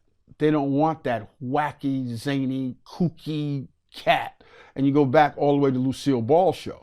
She was the girl who took the pie. Right. You know. Do you think it's fear of being criticized? Yes, without a doubt. It's a fear of being typecast, stereotyped, criticized, especially in the black ethnic thing. That's why you haven't seen it in a Hispanic show. You don't see it. You won't see it in any show. I've said this before, and I'll say it again. It's the reason you'll never see a poor black family on TV because people go, well, we don't want it. No, that's not going to be that. You'll never see wacky guys on TV. In movies, you'll see a Kevin Hart, playing a wacky, kooky guy, but not on TV. They won't allow it, and they won't allow a black family to be poor and struggling. And now it's Blackish, which is really, even though I'll say this now and I'll stand by it. That show had been out there for a long time, that concept of that show. This guy was lucky enough through Debbie Allen and those kind of guys to get the show on. All that show is what would happen with Theo if he grew up and had his own family. Mm-hmm. That's all it is. Now, he says his family is like that and his wife's name is Rainbow and she's a doctor and the whole deal like that. All it is Theo growing up. And it's no more than that. It's tough to get a black show on. It's tough to get a minority show on because there's always, and a minority show has to be the Cosby Show. It has to be perfect. Our show stopped minority comedy because there was so much complaining about our show. So they never did another show like our show. We had a guy on our show, and now everything has changed because people bitched about it. In our day, there were no black writers, no black comedy writers whatsoever. None. Norman Lear was begging for black writers. He wanted a black writer so bad, and he was taking tremendous heat. He had us, the Jeffersons, and Sanford and Son, and he wanted a black writer. There just weren't any qualified. There just weren't any. Nothing personal, just that's the way it goes. He sent out a thing to all the black colleges, North Carolina A&T, Morris Brown, Howard, whatever. If you think you can write comedy or you think you can write my show, please write it, send it in. We will evaluate it and do whatever. What a great opportunity. He sent it out to all, because all the entertainment or arts departments or whatever you call those things that they have in college, they were all bitching about our show and, how can this crazy JJ guy be this whatever. So he said, if you think you got something, please, we will look at it. So they got a guy, Michael Moy, who wrote from Carolina A&T, and he wrote a script of our show. To show you how good the script was, this never happens in sitcom. They shot the script as is, as it came in. Anybody who knows anything about sitcoms, scripts go through. I've had a friend of mine write a script for our show. The only thing left in his script was the word elevator. That was it. They completely changed. They rewrote around the word elevator. That was it. And to tell you the honest truth, he resold the script to What's Happening. The same script because they changed it so much. But anyway, Michael Moy came in and he wrote for us, and he was tremendous. When our show went on, he went on this deal, Silver Spoons, and a couple other shows, okay? They signed him to a deal at Fox because he's such a good writer. He sat there for whatever many years, nothing happened. Cosby Show came on. He said, man, this Cosby Show is so saccharine, so sweet, so goody-goody. We want to write a show that's the opposite of the Cosby Show. Just a mean, horrible, black thing. So they went to Michael Moore because he's black. He wrote it. They looked at it. Chris Albrecht and those guys were there. Looked at it, they said, oh, man, this is sensational. But we can't do it. It says they'll kill us. Chris Albrecht and those guys get fired. As you know, at studios, people go, come, whatever. they look at what they had, stashed away. They looked at it and said, "Oh my God, is this funny? We can't do it. They will kill us." That generation got fired. Next guys came in, they go, "Man, do we love this?" But the black people will destroy us. Somebody said, "Why don't we do it as white people?" They did it. Married with Children. Supposed to be a black show. Crazy. Would never have worked as a black show. They would have gone insane if that was a black show. Anyway, that was the point of the clip. But I think Jimmy Walker is one of these untapped resources. I think he's very articulate. He knows what he's talking about. But I love that story about how Married with Children was supposed to be a black show, the anti-Cosby show about a terrible black family. And they were so afraid to put it on the air that they changed it to white people. But anyway, there's tons of more. If you really, really want to do a deep dive, he's really everything he talks about is fascinating. I've watched like the full 3-hour uncut interview with him, and it's great. But this takes a little bit of a deeper dive. This is him talking about Helen Kushnick, and he talks kind of about getting just on the Letterman thing, kind of what I was talking about. This is, let me see how long it is. I don't think it's that long, but if you bear with it, it's really interesting. Let me see. Give me 1 second. Okay, this is him on Helen Kushnick. Again, Helen Kushnick is, it's a little long. This one's about like 10 minutes long, so you got to hang in there.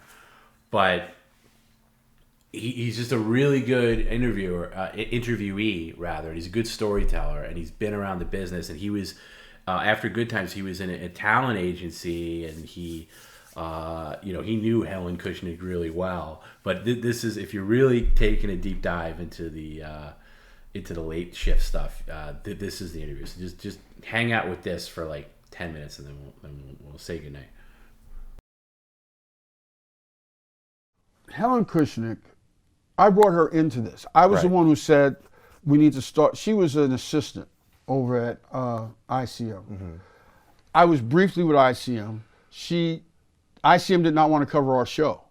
So she came over as an assistant, and she said, "You guys, there's a guy, Jimmy Walker, on this Good Times thing. Maybe we should start paying attention to him." So her husband was my lawyer. Right. So I said, "I know a lot of good guys. Maybe we should start a management company." So we signed Jay Leno, Lane Buther, Shirley Hemphill. We signed Frankenstein, the monster comedy writing team, Frank Dungan and Jeff Stein, who went on to produce Barney Miller and Mr. Belvedere. We signed Ashton Curtis, who went on to do Shelley Duvall's Fairy Tale Theaters. We had a ton of people. David Letterman, who eventually left, and I let him out because I said, I promised him that. And they were so, I can't put into words how horrible they were. I mean, Helen got some power because of Jay. And she would have had power with David Letterman. But I told him, if Rawls and Jaffe and those guys want to sign you, Bernie Brillstein, those cats, go. Get the hell out. And he left. And we had a ton of people over there, all people that I brought in. They didn't ever go to a club. I saw all these people. And then eventually, through hook or crook, they got control of the management corporation, which was a brutal situation, which I started, okay? And Helen did some stuff. It was interesting what she did. Carson was the main guy, obviously. Right. She wanted, because Leno, here's the real story. And all these other people. This is what I want, the real story. Here's what really happened. Leno and Letterman were best friends. Letterman believed in Leno tremendously. Letterman did a show, him and Merrill Markle, anyway, his girlfriend. Merrill Markle did a show, and he got a deal with CBS. So he did a daytime show. He was on every show that CBS had, pushing it. That's when they came up, because Ashton Curtis, who were with me, who went with him on the show came up with the top 10 list. Right. Merrill Markle and Ashton Curtis came up with that. They did the daytime show and they worked their asses off. It was 16 hours a day. They did everything. Show failed. Everybody was kind of like, yo, wow. Ooh. David came over to my house. He said, my life is over. We have worked on this show so hard. We put so much effort into this, and we're not going to get there. And I don't see any way for me to continue. Nobody's going to want to hire me, whatever. I said, David, you're too good not to be hired. You will be back on the show again. You'll be fabulous. He left. I called Jay Leno. I said, David Letterman is done. I said, they have worked their asses off. CBS has put a lot of money into this. This will never happen. So anyway, David did get a show on NBC. Mm-hmm. He was such close friends with Leno. Leno was a road comic in those days. He said, Jay, I want you on my show every week, every time you can get away. So if Jay was doing a gig, say in Roanoke, Virginia, he would fly Jay through, at that time, GE, fly him to Roanoke, right, then fly him the next 2 days to New York to do his show as the, What's My Beef, or The Angry Guy, whatever, right, the thing was. And they had an amazing rapport on the air. Right. They were great together. So he would fly him back and forth. Right. Jay could not do The Tonight Show, okay? Not to say he wasn't funny, Johnny just didn't like him, whatever the story was. So he did not do The Tonight Show. He was pissed. He'll lie now and say, yeah, I wasn't ready. He's full of shit. He would bitch about it every day. Every day I heard about this. And he would have his green suit on, you know, whatever. You know, when he finally did the show. And he did fine, but Carson just didn't like him. So, okay, we smash cut to Joni Rivers. Joni Rivers is doing the Monday nights fill-in for Carson, killing, doing great. Permanent guest host. Permanent guest host, it's the official name. Chris Albrecht and those guys take over at Fox. They say, we can't win, but we need a presence in late night. They said, well, we got to get a host. Who's going to be the host? They said, well, Joni Rivers is the host. You know, we can use her. They go to Joni and Edgar, and they say, we want you to be the host. She says, oh, boy, I better go to Carson and ask him. She goes to Carson. Can't get a hold of Carson. Nobody ever talks to Carson. Doesn't work that way. Right. No one. It's like when you try to talk to Carson, it's like, well, there's a guy who knows the driver of Carson that has a friend that knows him, that knows another girl that used to go out with Carson that's a bartender at a place that he used to know. Maybe we can get through him through that way. Pass him a note. So it was like, wow, okay. So they get Carson, finally, and they say, Joni's had us a chance to do this show for Fox. She wants to know if she has your approval. And Johnny says, do what you think is right. That's... So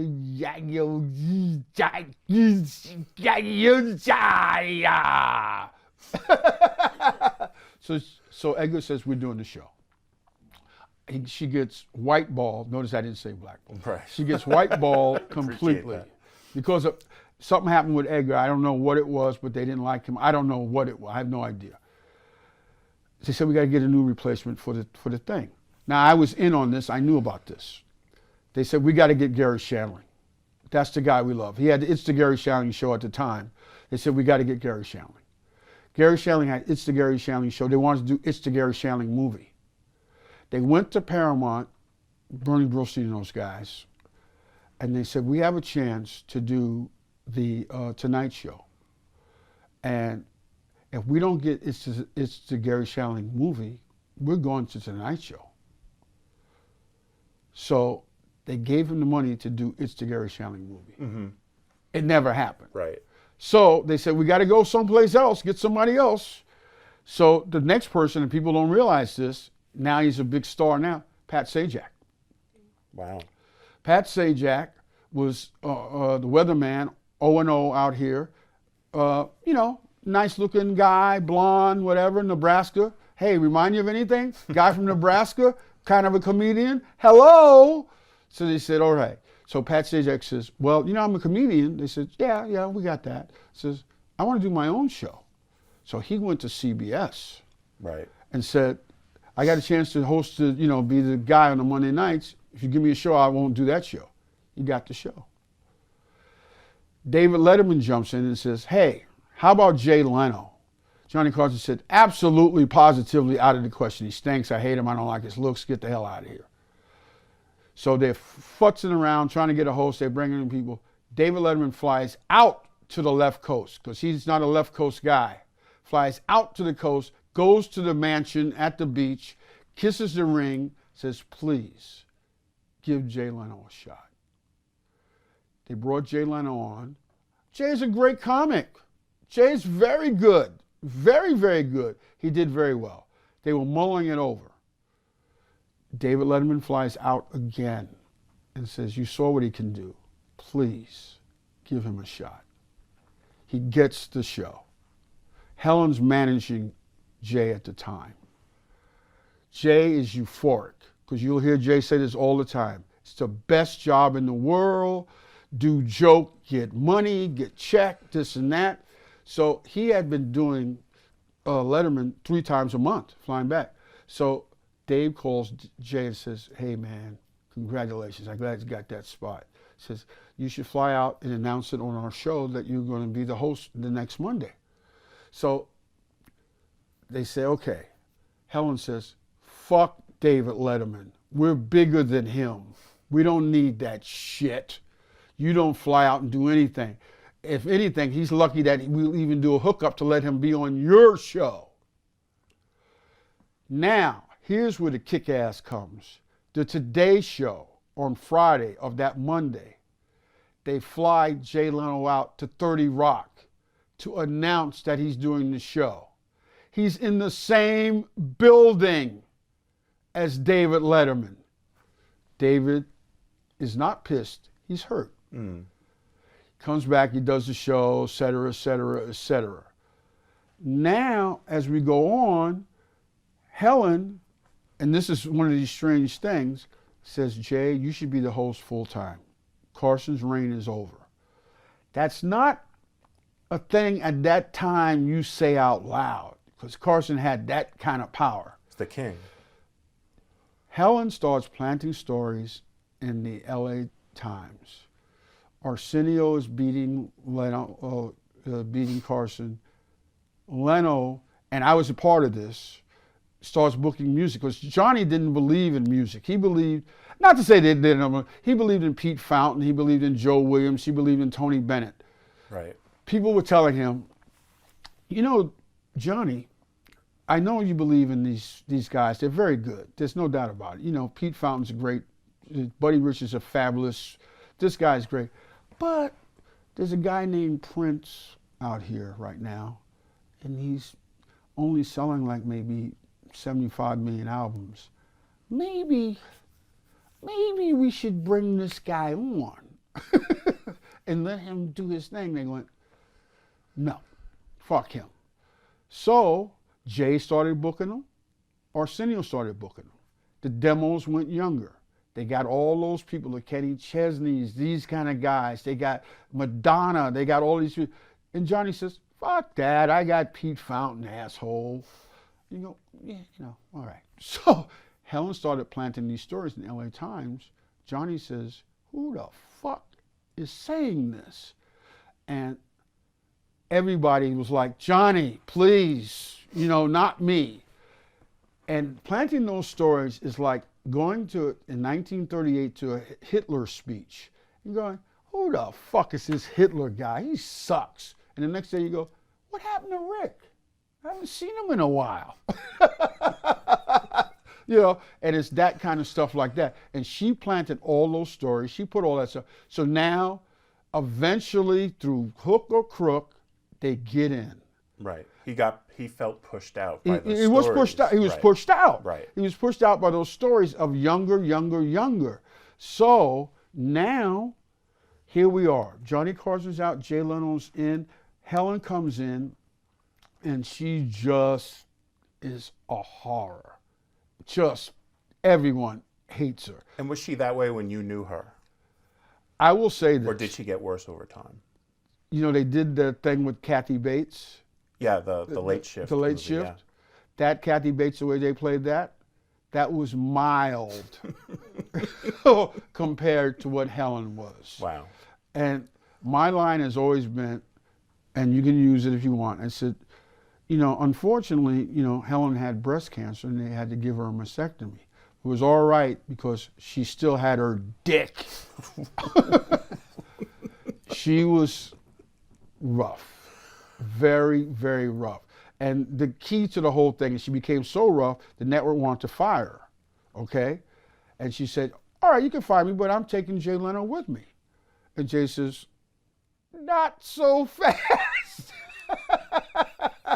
Because Jay loved that job. I mean, it's a great job. And he was there for 22 years or whatever the hell he did there. And that's when things started turning terrible. And that's when him and Dave started having fights and the whole deal like that. But Dave loved, and it's the only guy that Dave doesn't like now. And for Dave not to like you, you really got to go a long way because he's either indifferent or doesn't care. Anyway, I can listen to that guy talk all day long, but do yourself a favor. I know that was a very deep dive to kind of articulate the thing we were talking about the late night wars.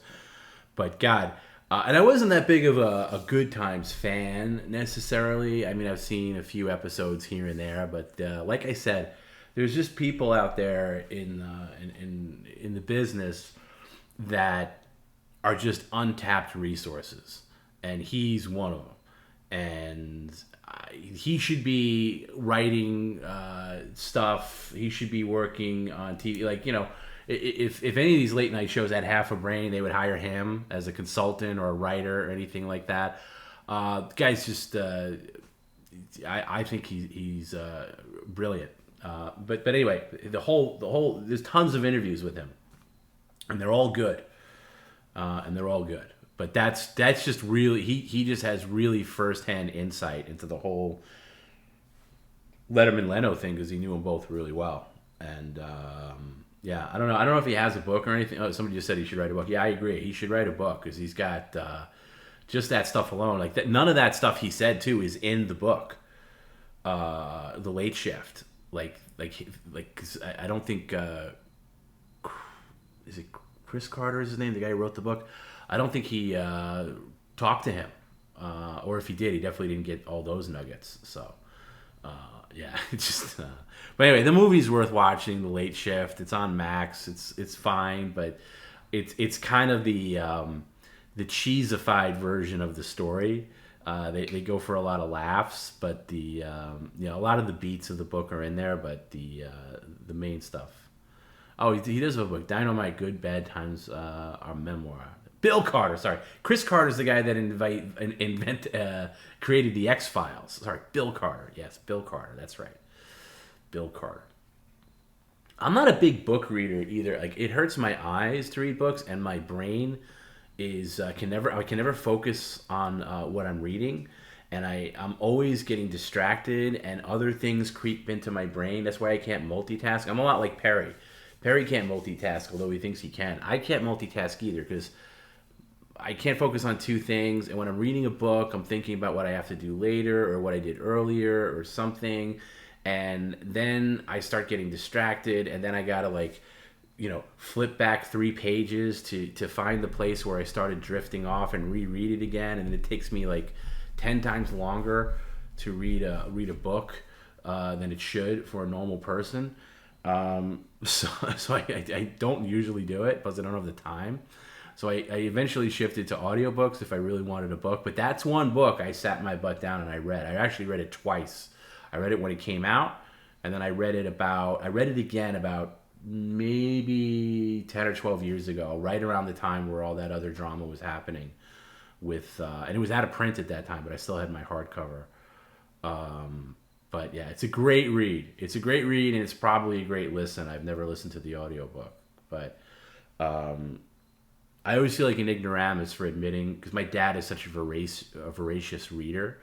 He reads just constantly. That's all he does. He's Norm from Cheers in his local library. He gets stacks of books every week, and he's just He's great. He can do it. I can't. John says audiobooks, especially with radio personalities, sell more. Kumio's audiobook is what we're still getting residuals from. Yeah, I bet, because that's, you want to hear the person.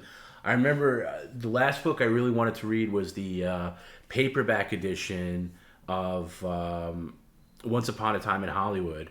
Tarantino put out, like the novelization of the movie from him. And I started reading that, but it was only paperback when it came out, and the print was so small, and I couldn't get into it. So I did get the audiobook, but it was read by Jennifer Jason Leigh, who is fine, but it just wasn't the person I wanted reading the book. I wanted either Tarantino himself or like Kurt Russell to read the book, and that's another thing too. And truth be told, I've actually done a couple of audiobooks, not like major league stuff, but it's hard. It's not an easy thing to do, an audiobook. But I really wanted Tarantino's voice or Kurt Russell's voice, since he's the narrator of the movie.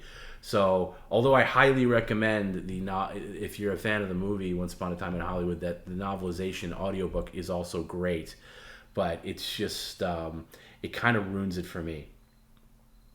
NF says, I just got Norm Macdonald's audiobook. Okay, straight up, Norm Macdonald's audiobook is one of the best audiobooks ever.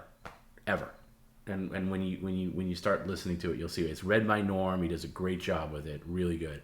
It's like music for me. When a song means something to me when it's sung by the person that wrote the song, and I like it when the author reads their own book. Now that's not always going to happen. Now I'm not talking about fiction books. Like that's different. Like somebody who's writing like like a series of fiction books. You want a real like voice actor that really articulates all the different characters and stuff like that. But for the kind of thing like a memoir or like somebody whose voice you're very familiar with, it's good when they can do their own audiobook, and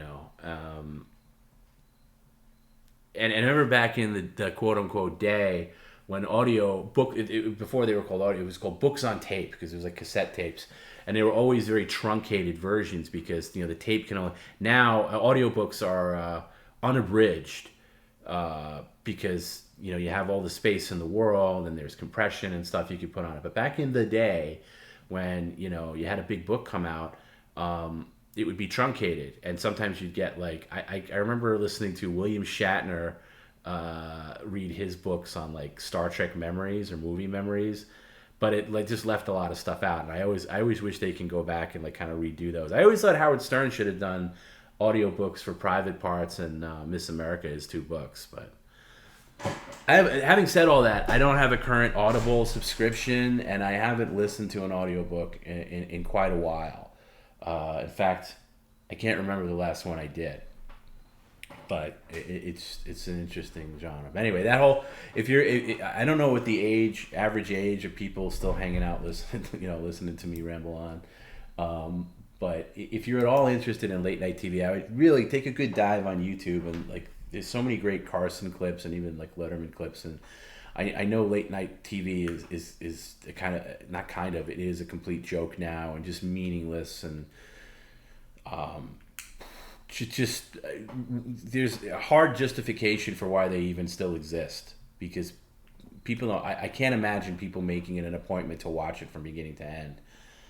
But if you're so inclined, people talk about Carson like Carson really is just next level, and it's not just him, it's the format and it's the time that he was on and stuff. So I just have a big, I was too young to really watch him a lot, because I was a kid when he was kind of winding down, and you had to stay up late, but I'd watch him every now and again, and it would be great. Did I ever watch Tough Crowd? Yeah, I like Tough Crowd. Colin Quinn, I'm a big fan of Tom. Hey, George. George says she's just waking up and hearing me. I'm about ready to wind down. I just, I did something really rare tonight. I had an energy drink at the beginning of the stream, because I have energy drinks for when I do my my work. I do these workouts on Tuesdays. I have a trainer that I work with on Tuesdays and Thursdays. By the way, Perry has an appointment with a trainer tomorrow. I forgot about. I'm gonna see how that goes. But I usually take like C4 like before, just to give me that extra boost. And I did take one tonight because I was just feeling. I had a long day today. The weather's been lousy in New York, and that always affects my mood and my energy level. And I had to go into the city on Friday before, which is why we were late on the stream on Friday. I had a meeting to go to at like 9 a.m. I thought it was going to go a certain time, and it didn't. And then we got on. I don't think we got on until about 1:30 p.m. East Coast time. For those at home, that's 12, 11, 10:30 a.m. Pacific time. But I had to go in again today, and it was just like I was really dragging my ass, and I was desperate to like lay down for like a nap or something like that. Before I knew it, it was like 6:30. And I was like, "Oh man, how am I going to do this?" Because I know Perry's a lump of coal sometimes. So I downed this the tall boy C4, and it just gave me. It really did, like it was like a shock to my system. I'm still feeling it, although I'm winding down now. How much sleep do I get on average? It really depends. Tonight, if I'm lucky, let's say I'm asleep an hour from now. That's 3:30 a.m. my time. I'll get about 4 hours. 4 hours during the week, usually 4 to 5. I'll tell you, no, 5. It depends on the day. Mondays, not that much, especially if I hang out and blather on After Hours. And then Tuesday's kind of like a recovery day for me. And Wednesday's a recovery day for me, both from like working out and also like PCL shit. So I don't know, 5 to 6 hours sometimes, but it's tough. You get kids and real work, Perry stuff. Sleeps. I catch up where I can. Like this Saturday, I slept in a lot. I slept 10 hours Friday night into Saturday. But sometimes you just wake up and then I used to be able to wake up in the morning and then go back to sleep. I can't seem to do that anymore because I'm just up. There's just more on my brain because you got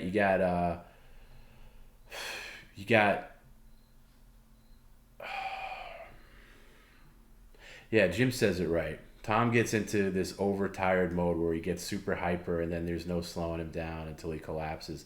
That's pretty true. That's kind of how it was on TomB 2 week, where I'd be really dragging my ass, and then you get into this overtired mode, and then you just kind of power through that, and then you're just into this hyper place, and it's hard. It's also turning your brain off. Like I have a hard time turning my brain off, where even when I lay down, I'm thinking about things I have to do, or like work shit that sometimes I have to put off because I'm doing Perry stuff. And then how am I gonna, make that work? Or then, Teddy's got a game tomorrow. I'm not coaching this season. It's a very truncated season. I'm not coaching, but I still got to take them and everything. Tom, would you do more streaming with Perry, maybe 3 days a week? Is that up to you? We're dealing with Perry that determines the schedule. No, I talked about it earlier. I'd like to do 3 days a week. We did 3 days a week for a long time, and that was brutal. Brutal. I don't know how we ever did it. I would like to go back to 3 weeks. Like I said earlier, and I hate talking about things that I want to do because then people hold me to it. Like, oh, where's Judge Perry? Where's the gaming stream? Because I shot my mouth off a year ago about it. But I would like to do Wednesday streams where it's just Perry, no TomB, at least on the microphone, and and then just rotate themes, like real themes. I'm not talking like Time Travel Tuesday shit. Like weather matters, and then a gaming stream, and and they'd all be like maybe 2 hours. Not crazy marathons like Mondays are, but and then like Perry interviewing people, or and then Bob and Perry together, which I actually want to work on. So.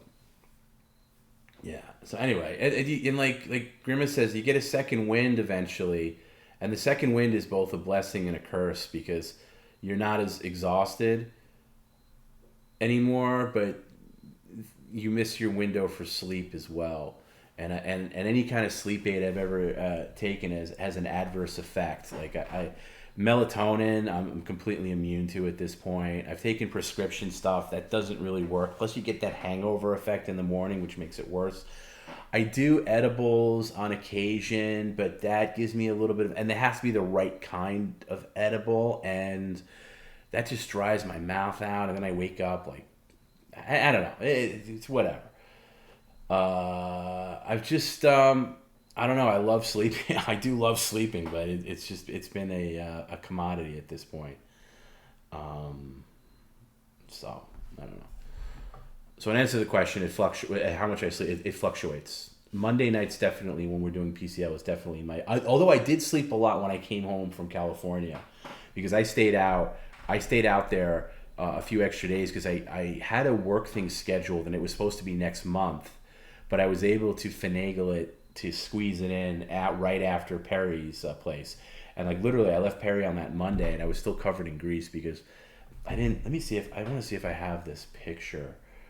I did a thing at Perry's where he was giving me a hard time about throwing away those stupid like car stuff and like the milk crates and stuff, and they were just covered in grease and dirt. So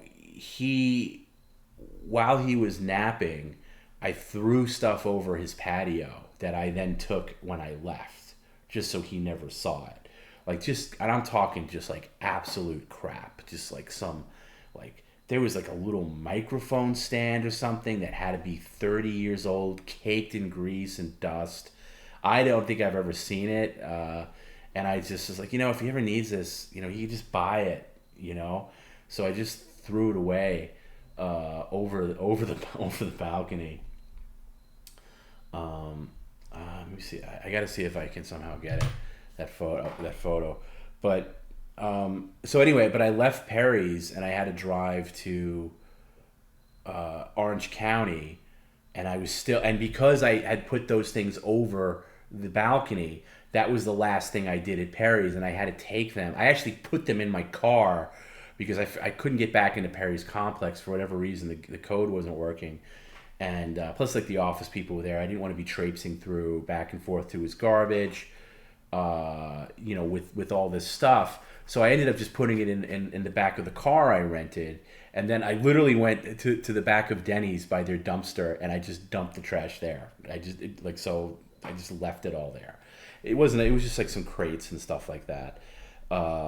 Just absolute complete garbage, because I really would have spent all week there cleaning. I mean, Garrett and Jim had to drag me out of there on Sunday night. And shout out to Dave Navarro. He was hanging out too, but I would have stayed there all night, just like trying to get rid of stuff. There was a point where I finally convinced him to get rid of those boxes, like the empty printer. And I was like, if I can get him, and he was very susceptible to getting rid of stuff. I was like, I don't want to lose this window. I just want to throw out as much stuff as possible. And I mean, like, not his stuff that he likes.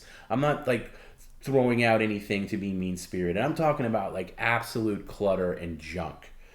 And I could tell Jim and Garrett were giving me the look like, look, dude, we're hungry. We got a house with a pool. We want to go swimming. We want to get the hell out of there. And, anyway, we did get out of there eventually. But then then Perry, actually being a good guy, he came back and he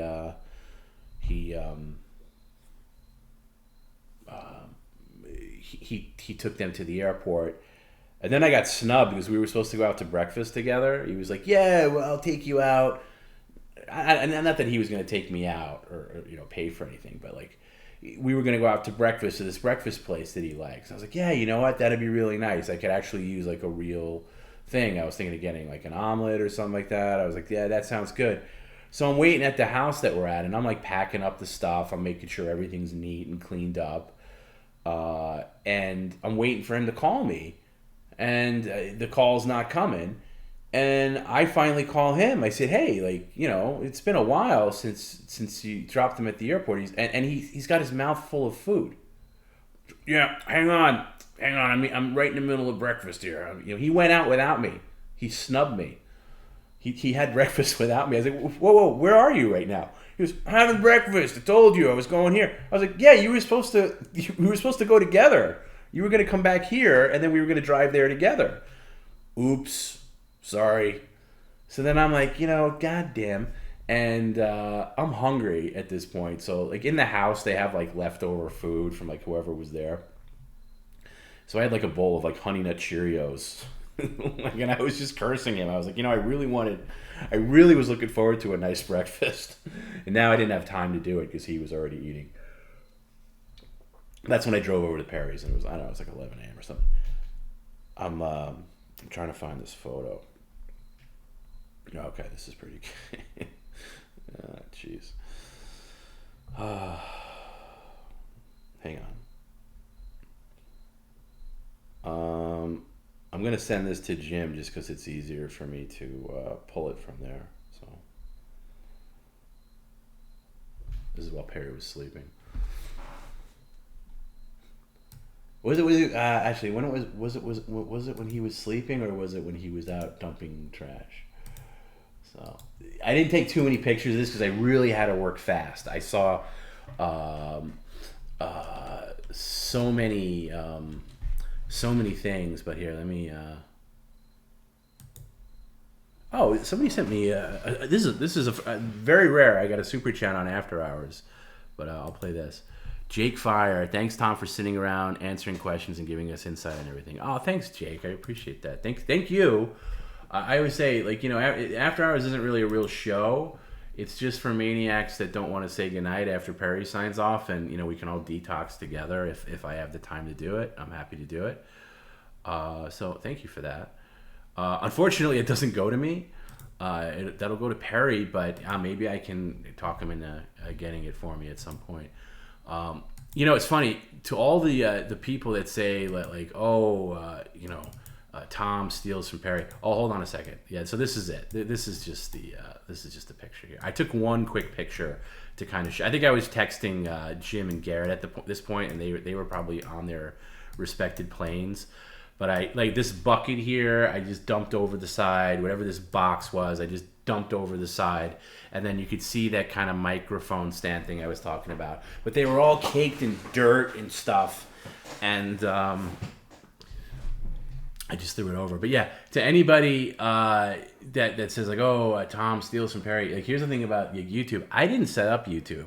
When PCL first started, I was very reluctant to go on public forums like Twitch or YouTube. I was happy with OnlyFans, to be honest, because it was making Perry something. And at the time, things were kind of desperate, like him making money.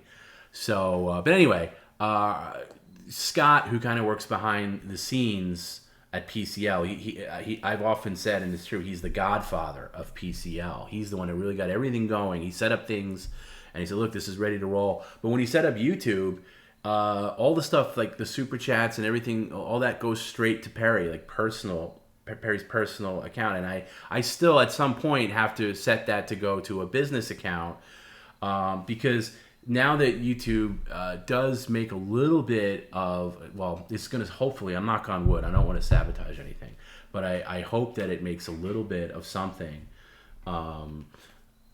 with ad money. I think, all of us do deserve some part of that. I'm talking myself, Garrett, Jim, that's how kind of businesses work, where you run a business, and if things start, making money that way, I think that would be appropriate. I haven't gone through the motions because it would take some. I got to talk to Perry's cousin and stuff like that and get around with it. But so anyway, all super chats and that's 100% Perry.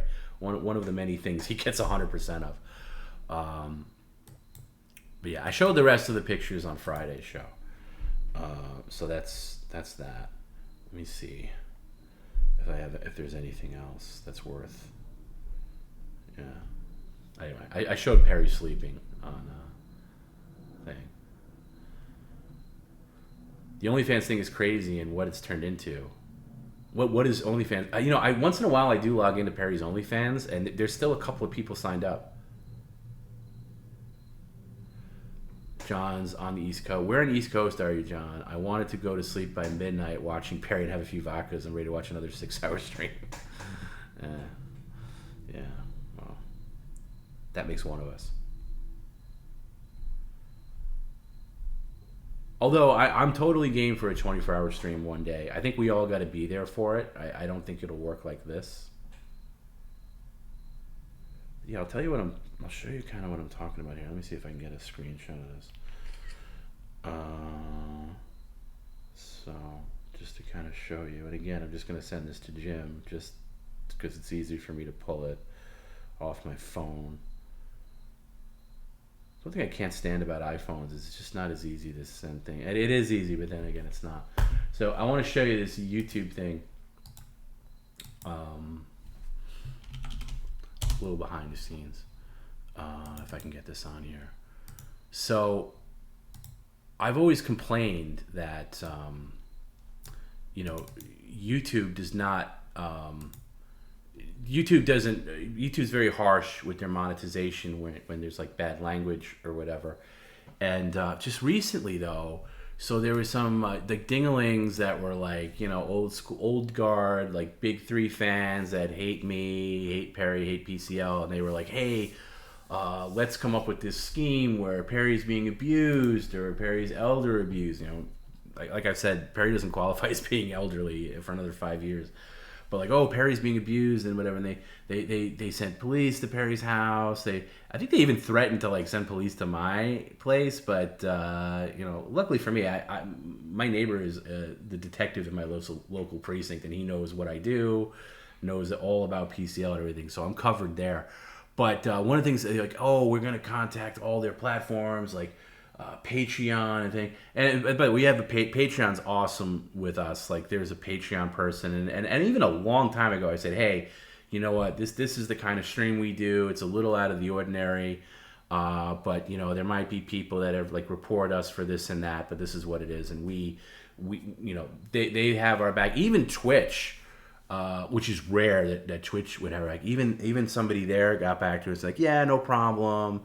Blah, blah. But YouTube went above and beyond. Like somebody actually got in touch with us on YouTube, and they were like, yeah, this is, and I said, it's a comedy stream, and we don't make a lot.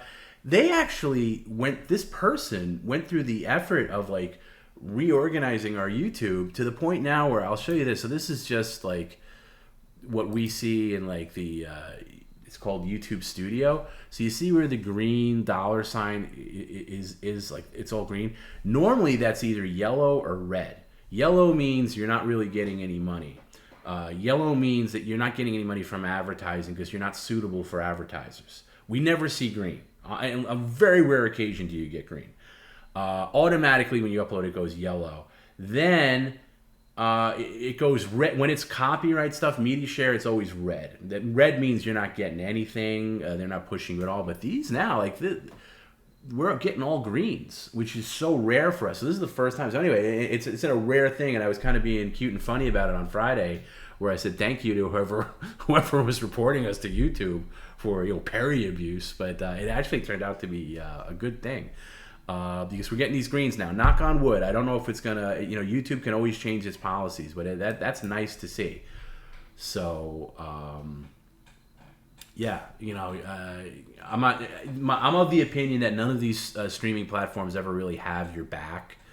I've seen that happen. Like even the Shuli Network had something real BS lately, where a few weeks ago, like their channel was taken down because of some absolute nonsense. And then they finally got it back up, but only after, they were off the air for, off the platform for a while. And that's just, that's their revenue and stuff. And that's the thing, and this is, despite what Perry says, this is his, not only, this is how he can afford his fake pills, his magic pills, his magic beans that he buys.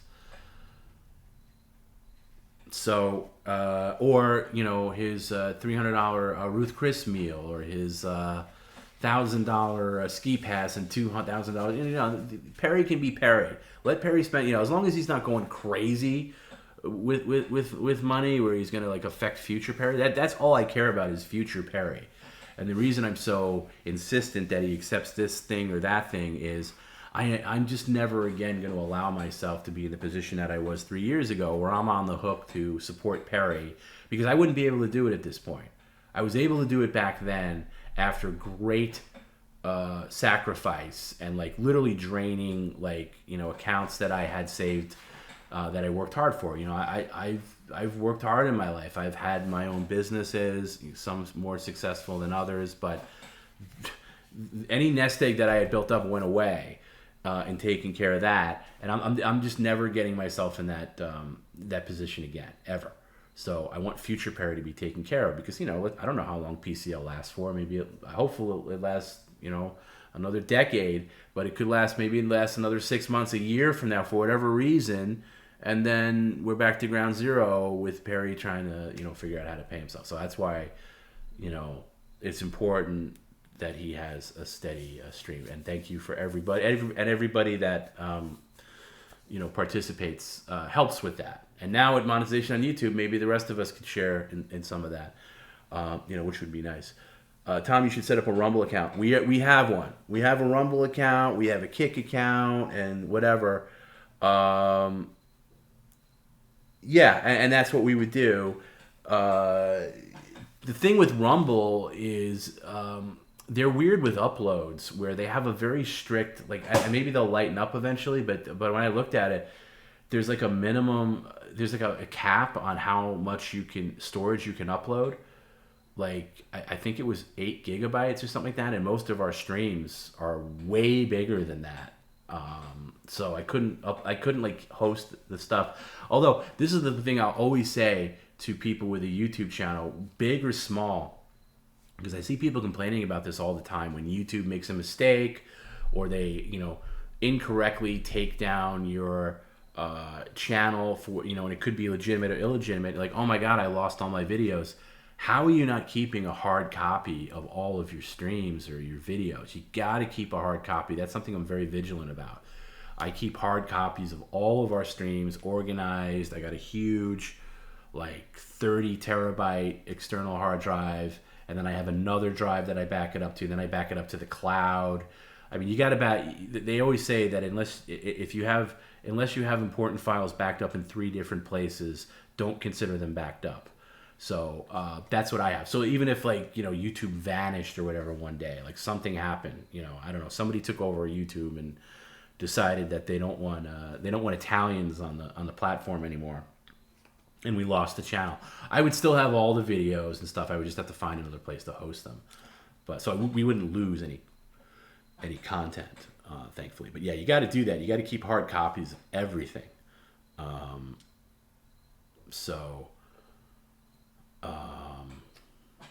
Yeah. And yeah, I would do backups. I would like to have our own website, do a thing like Red Bar has where things are hosted on your own website and make that the hub. Okay, make that go to Perry Carroll Live and you can see the stream. Then it's also on YouTube or whatever. But have your own hub. But that takes a lot of money to set up. You need a huge investment to set that up because you're talking about hosting incredible amounts of storage and then live streaming and then streaming HD video is to do it right for thousands of people at once is a lot. It's a huge endeavor. John, what do I think of Compound Studios? I think they're I thought they were really good. I've been there before. I used to be on I was on Gavin's old show on Compound a couple of times, and I would sometimes produce for him in a way where I would just find interesting guests to book. Although I got very frustrated with that because Gavin has this interview style where he has and he's entitled as a host, but he has this thing where he only wants to do 5 minutes with a particular guest and move on. And I sometimes would find a guest that I thought was really interesting and merited more than just plowing through 5 or 10 minutes.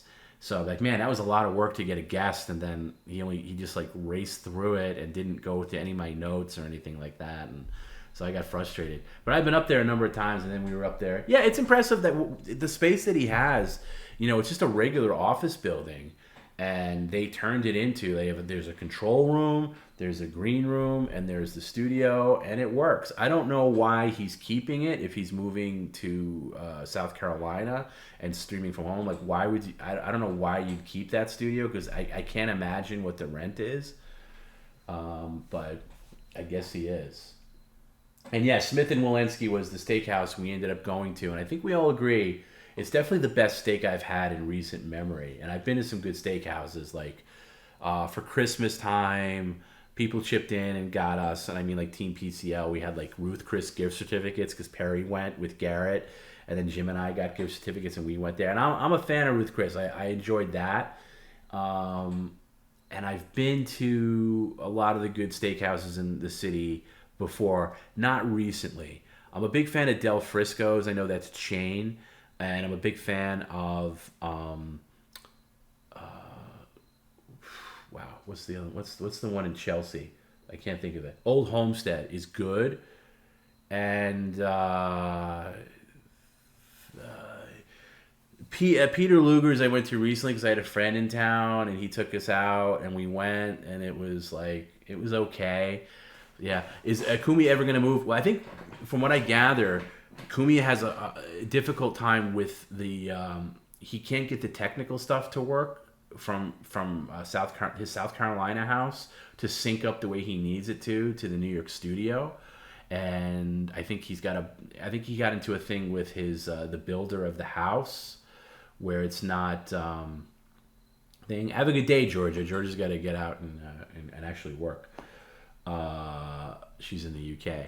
But yeah, so I think from what I gather, and I don't know firsthand, he had an apartment on Long Island that he gave up because the lease was up, and now he's just basically living in hotels in the city during the week when he's working and doing the show, and eventually he says he said maybe by the end of the year he can make the transition, but yeah, there's something going on. Rent is around $5,000 a month. That's not as bad as I thought. But okay, so this is my thing, and not throwing any shade on the other shows he has on there, but I've seen the numbers, not recent numbers, but I've seen the numbers like the live views and like the people that watch the stuff on demand at Compound of the other shows that are on the Compound Media Network. Other than Kumia, and they're just like so low, it doesn't make sense to pay these people to even do shows.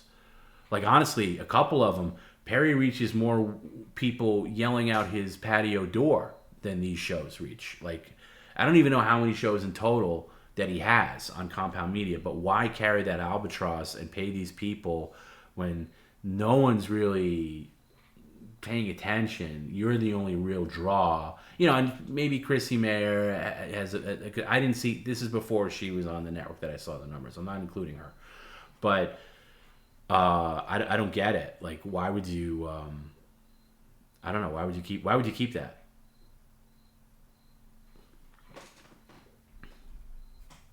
So I don't know.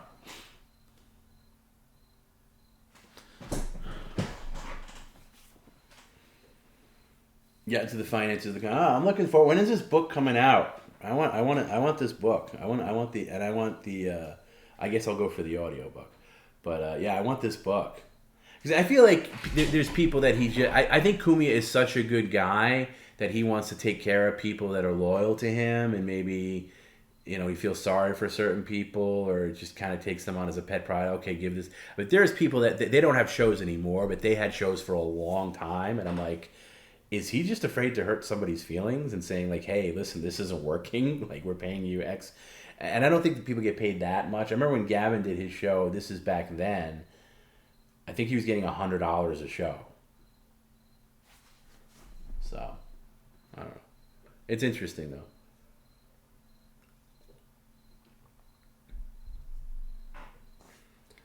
Anyway, I should probably wrap it up. This is I've gone on a little longer than I thought, as always is the case.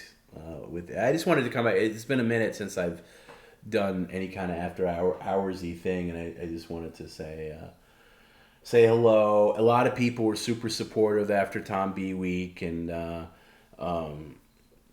we're all really appreciative of that. Oh yeah, if you don't know, this is just TomB rambling into the ether after Perry's long gone to bed, and we're just kind of talking and hanging out. I'm eventually gonna get a camera. If I do this, I'll pop on camera. I gotta move into like my other workspace, which isn't quite ready yet. Late spring for the book, okay. Kumi's Country. I don't like that title for some reason. I like the Prince Harry thing canceled. I like that better. But my opinion doesn't mean anything.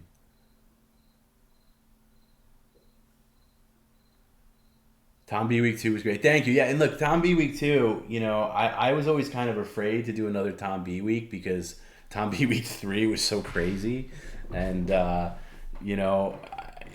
didn't want to, I don't know, like feel like we needed to compete with TomB Week 1. But I think it was fine. I think each time we went on, it was different. Like I said, I can never do 4 days in a row again. That was just too much. But from, the pop-up we did the first day, and then the second day in Perry's apartment, and then streaming at the house we had with the pool, and then back at Perry's, I think they were all different, and they were all really good. Next time we do TomB Week, can we chip in for a carpet cleaning? Yeah, I would love to do that. Honestly, I would love to do that. But yeah, so TomB Week 3 at some point. Now that there's at least 2 different TomB Weeks, I don't feel as much pressure to do another TomB Week. Another Weather Matters in the works. Yeah, I asked Perry about that today. He didn't seem too enthused, but maybe I think we can get one going for October.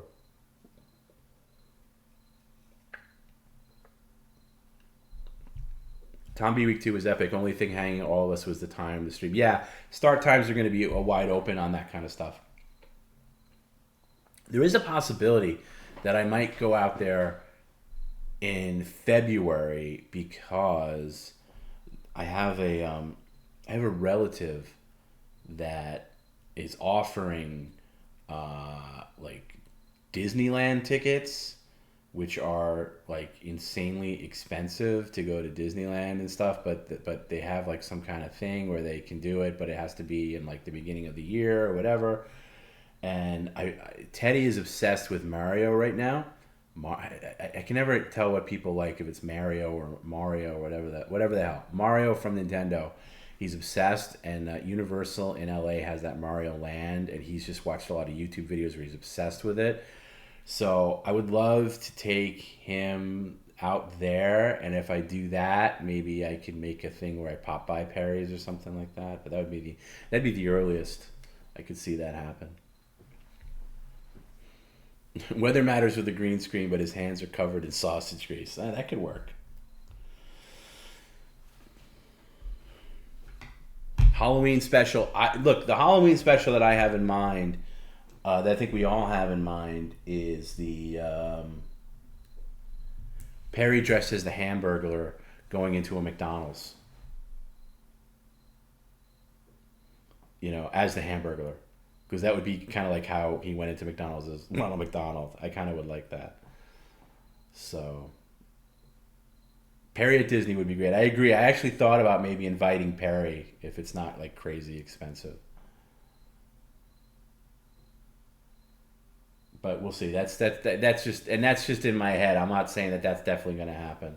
But I would like to take Teddy to a place like that before he's too old. Because my sister, my 2 nieces, like, they finally went to Disney World like this past year, and I think she waited too long. Like, they're just a little older, and I think 5 years ago they would have loved it way more, because you're still that childlike wonder, and they're just a little older now, and they still loved it and had a great time, but I think they would have loved it even better. And he's just at the perfect age for that, to go, and I really want to make it happen. Don't risk another chicken sandwich moment. What does that mean? I'm not getting that reference. Perry enters McDonald's as the Hamburglar and asks where they keep their hamburgers overnight. Yeah, see, I thought it'd be funny. Like Jim mentioned, like him going in with the mailbag sack and literally just go around and take food off people's plates or tables and put it in the sack. But that wouldn't work, because that would be. That would be bad. That would get bad. But maybe, I don't know, maybe he could like go in there and order like 25 regular hamburgers and just have them stacked up on his table, and he's got to like answer tip comments. And if he answers a question wrong, he's got to eat a burger and then put the rest in his sack. I don't know. We haven't figured it out. The Perry and his daughter, of course, that chicken sandwich story. Jesus, yeah, no chicken. Thankfully, Teddy hates chicken sandwiches. He hates sandwiches, period. So that won't come up. He only likes chicken fingers and chicken nuggets and that stuff. Yeah, I forgot. God, that's such an awful Perry story. Yeah, I'll make sure that guy. I was getting a little worried because Perry sometimes throws stuff away, and I think Matt sent him. So there's this thing. It happens on Mailbag right now, like where we're really looking for this one costume. So he was sent a costume by Matt C, I believe, that was like literally a Marlboro pack of cigarettes costume, and the running theory now is that Perry saw it come in the mail and maybe it wasn't like in a package and he threw it away because this was sent probably back in May and he still hasn't found it yet. I mean, there's a chance it could still be there, but it's not looking great. So when he was going, we were talking about the hamburger thing, he's like, I think I might have thrown that away. And I was like, I could totally see him doing that, especially when he's in like maniac mode. And he was in maniac mode after the stream on Friday because it was a battle. Like, in fact, as the stream was ending, you can kind of hear him say, like at the very end, as like Ricky Horney was playing, he was like, leave me alone, get away, because I was calling him. And then I finally talked to him. I was going to keep it on the air, and then I was kind of afraid that he would say something stupid, so I didn't put it on the air. But I was talking to him because like, I'm dumping this shit right now, mother effer. I need my blender. I use my blender every day. And he's talking about how he blended that pizza with the Sprite and stuff in it. And he was going to show us, all of us, that he was going to pour it right down the drain. Now, of course, he was paid to not only blend the pizza and the stuff, but keep it until Monday, it was a real battle. So he finally agreed to keep it, but it was not looking good, and I could have seen him throw something like that away, because when he gets in maniac mode like that, when he becomes a complete psychopath, he can do something stupid. But thankfully, that wasn't the case. I sent the Elmo puppet that's in Mailbag. I want to try to get him to tell the G-rated 92 story to the puppet. Oh, is there a way to do a G-rated version of that story?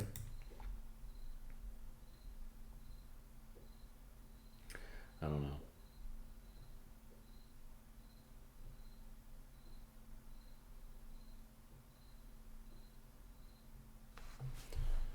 Yeah, there's every so often somebody writes us, either myself or Jim, and they'll be like, not for nothing, but I ordered a mailbag to to Perry, and he hasn't opened it yet. I'm like, well, when did you send it? And sometimes it's like a long time, like 6 months ago, back in February. And the thing is, like, things get so mixed up. Like, he picks up mail and he doesn't necessarily cycle it. I always tell him to cycle the mail, like go into the bottom of like whatever he's got in that mail bag, because I think he's gone through most boxes by now, but he's still got a lot of stuff in that mail stack. We did clear out a lot when I was there. We just went through a lot, and that's why I always like when Tony's there on a Friday. Tony's really good at helping him with mailbag.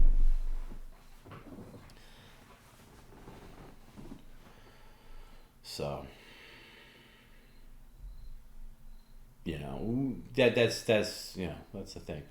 I wonder if eventually we'll just completely catch up on mailbag and he'll have nothing to open. Like that has to happen at some point. But stuff keeps coming in. I gotta say, the guy who keeps sending the naked little photos, if you could stop one of these days, it's actually fine because I just have to stop the stream and restart it. But that got a little crazy on Friday because I don't think Tony realized what he was opening. And it was funny when I had to go back to it and like blur it out. And there's nothing I love more than having to blur out penis. I've done it a few times here on this stream, but man, it was like, oh my god. Why would you send this to Perry?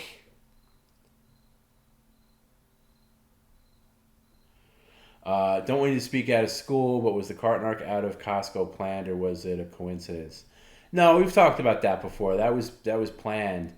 Um, like he knew where Perry was going to be. The thing that people don't realize about that is that was like the fourth attempt to get Perry, because Cartnark himself, Agent Sebastian, is such a dedicated person to the art of cartnarking, for lack of a better term, is that he won't do something if it's cheap, and one of the many times, like, he had this elaborate setup for Perry where he just wanted to catch Perry in the act, because he knew Perry was a flagrant card abuser, but wasn't going to get Perry just to get him.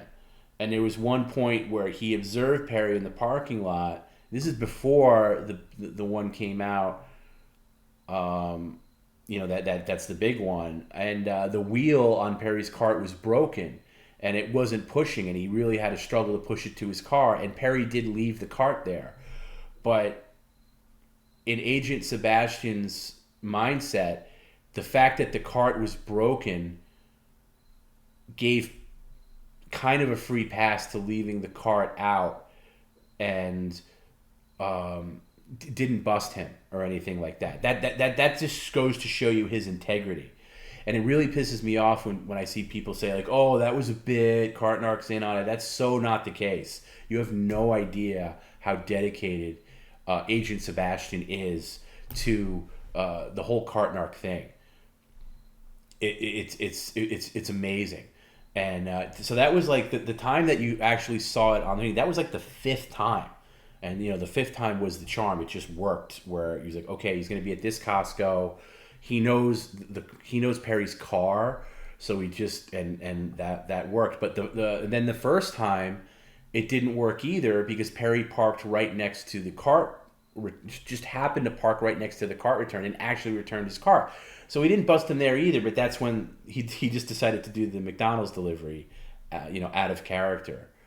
So anybody, if you ever see anybody like leaving a comment and like, oh, Cartnark is a stage, it's such BS, because I'm telling you, nobody takes his job more seriously than Cartnark. I mean, I'm telling, like, to the nth degree. That's the way that's just the way he rolls.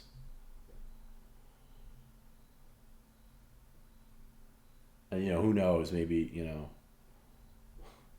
I've talked about this before. I'd love to get Perry and Agent Sebastian on one of those daytime judge shows, because Perry's still pissed off about it. And we did apply for one, but they never got back to us. Well, not more than one, but maybe one of these days.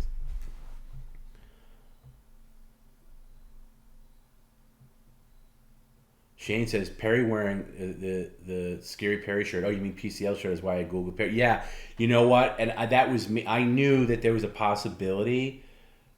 I don't remember if I asked him to wear that shirt or if he just wore it on his own, because I don't remember now.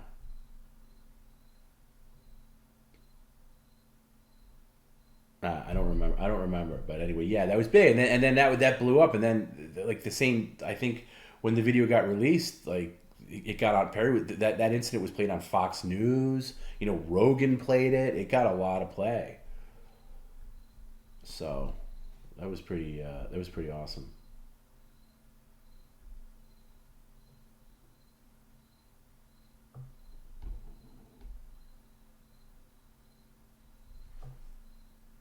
Perry on Judge Judy. Yeah, I wanted, like, Judge Judy's a little too, like, hardcore. I wanted like the lousiest judge show ever.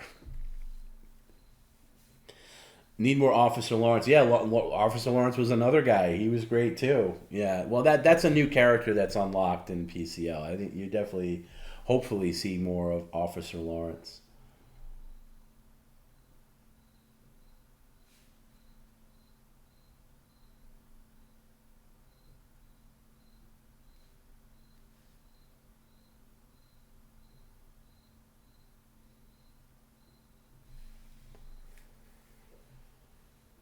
Yeah, I think anybody that follows like PCL, even like just knows automatically that, like, obviously this wasn't like, when people say, "Oh, Perry's in on it," what, like, if you watch PCL for any amount of time, like, how could you possibly think Perry could be in on anything? Like, oh, this was a work or whatever. It's just not the case. Are we seeing numbers going up and up? Just not up and up, but steady. It depends. It really depends. Like the most engagement he gets for some reason, I don't know why this is. With like, let's say, like you mentioned, super chats. Like super chats, Weather Matters gets more super chats than any other stream. More than Mailbag Friday, more than Media Share Monday. Like it's, I don't know what it is. Maybe it's just the thing about Perry Solo.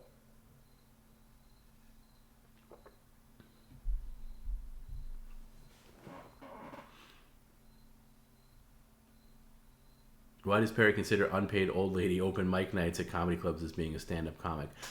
He cut his teeth. He hit the clubs quite a bit in the '90s. So I'll give him the stand-up comic.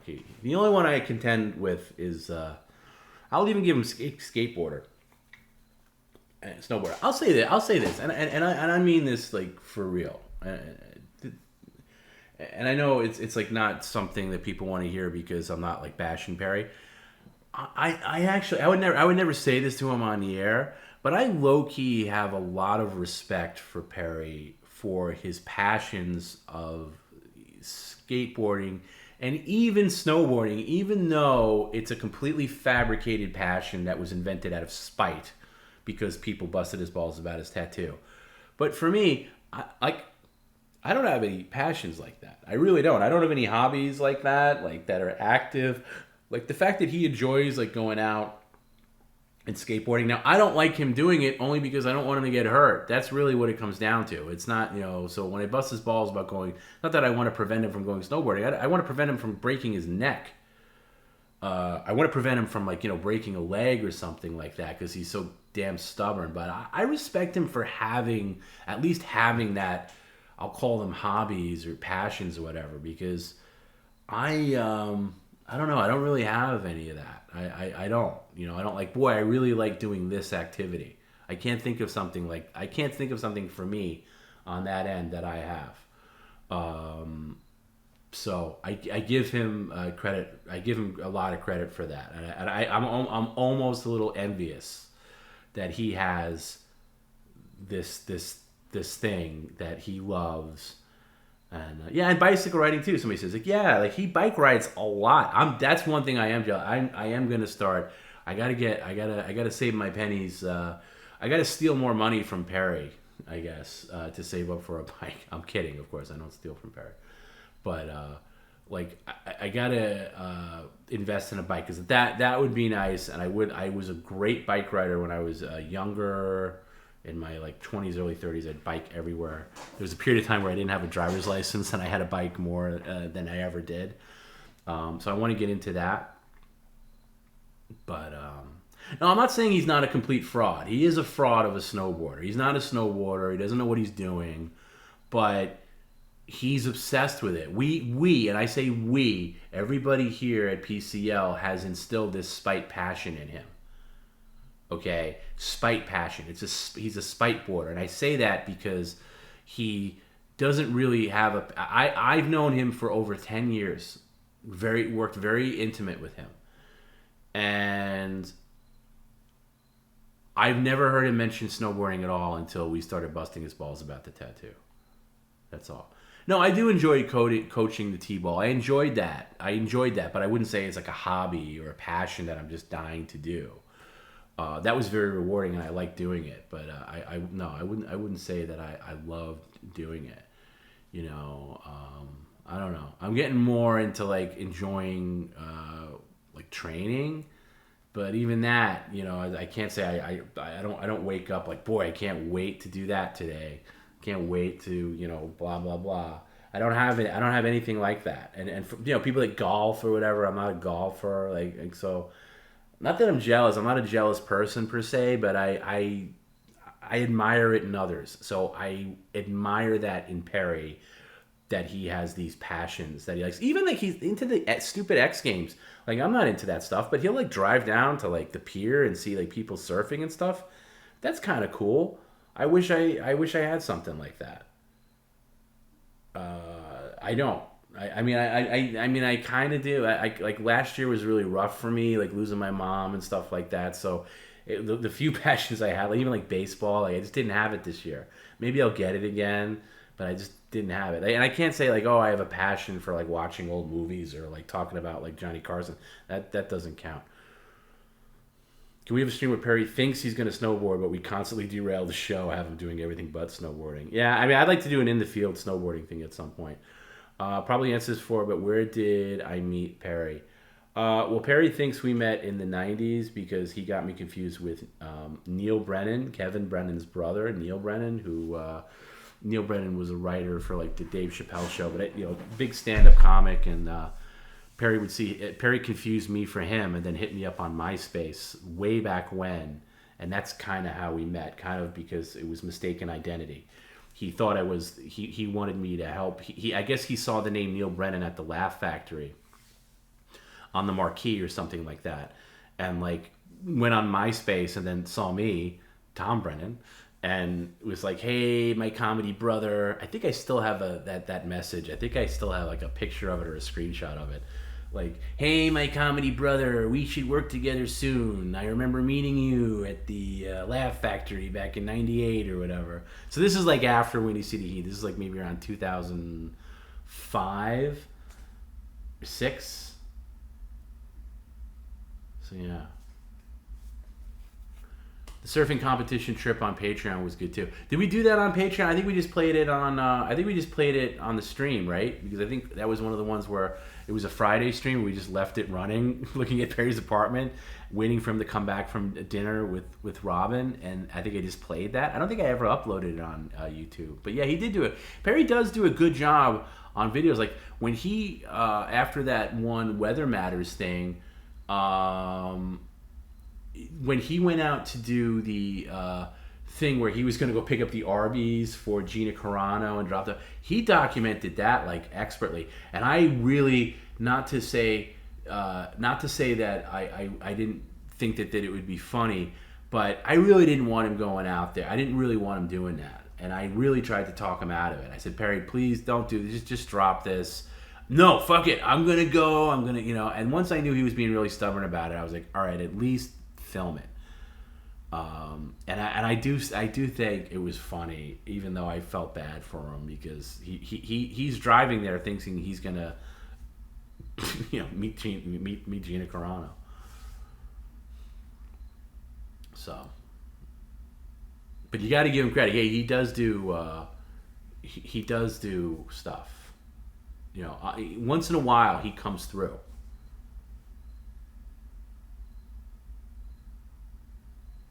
So we'll do that maybe on Friday because I got to fill some time because he's going to go to some kind of, hopefully he doesn't back out of it, but he's going to be the banana. He's going to dress as a banana on Friday, which is ridiculous.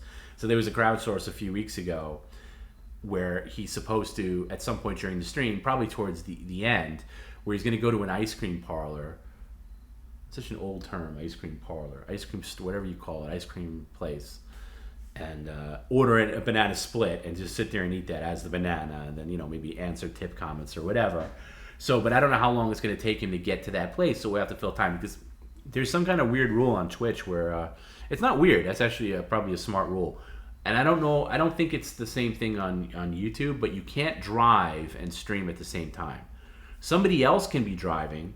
And if you're in the passenger seat, you can talk to the stream or whatever. But if you're driving, you can't be on camera. So we will have to vamp a little bit before Perry gets in position. Has an attempt been made to get some celebrities to actually get in on the joke? Now, well, I mean, the thing about PCL is it's not really like the whole thing isn't like necessarily a joke. Everything kind of evolves in of itself. We're not. I don't like to actively prank. I will lean into certain things because I think they're really good. Like the whole thing with the West Most contract. I mean, that is so damn good and like all those videos. I kind of love how all the anchors on the videos are like, Tom Brennan really dropped the ball on this one, and I was watching, I was just dying, and I was like, so I will lean into something like that. Like, man, Perry, I will admit I kind of messed up there. But I don't want to outwardly be like, oh, yeah, you should go out and meet Gina Carano, or you should do this. Because that should not be my role. I really, once in a while, I'll pick and choose things to lean into and things to lean away from. I don't want to be like, sometimes people will say to me, oh, I have this media share.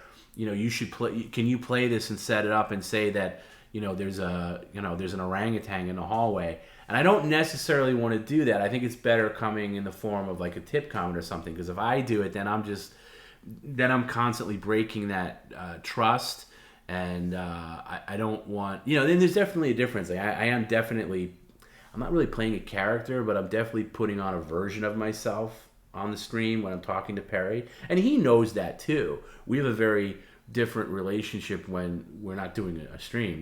He's not calling me a c-word, c-sucker, mother effer. So anyway, you got to pick and choose your battles. But anyway, as far as the celebrities go, there are celebrities I know for a fact that watch Perry, but they keep it to themselves. They don't want to, it's like a speakeasy. They don't want to come out, and support. But the ones that do are awesome. But they're very few and far between, unfortunately. I think there could be a new thing with the patio cam. Where like the zebra tonight. I think maybe there could be a whole new thing with the patio cam, because that zebra looked really good. I had to cut it early. The second video I had to cut a little early because he was darting over to the shades, but that was really good. That was real good. Paulie knows Perry from the Comedy Store. Yeah, he definitely probably knows of him, but I think some people like kind of roll their eyes. They probably don't know. I doubt like somebody like Paulie knows that Perry does streams or anything like that.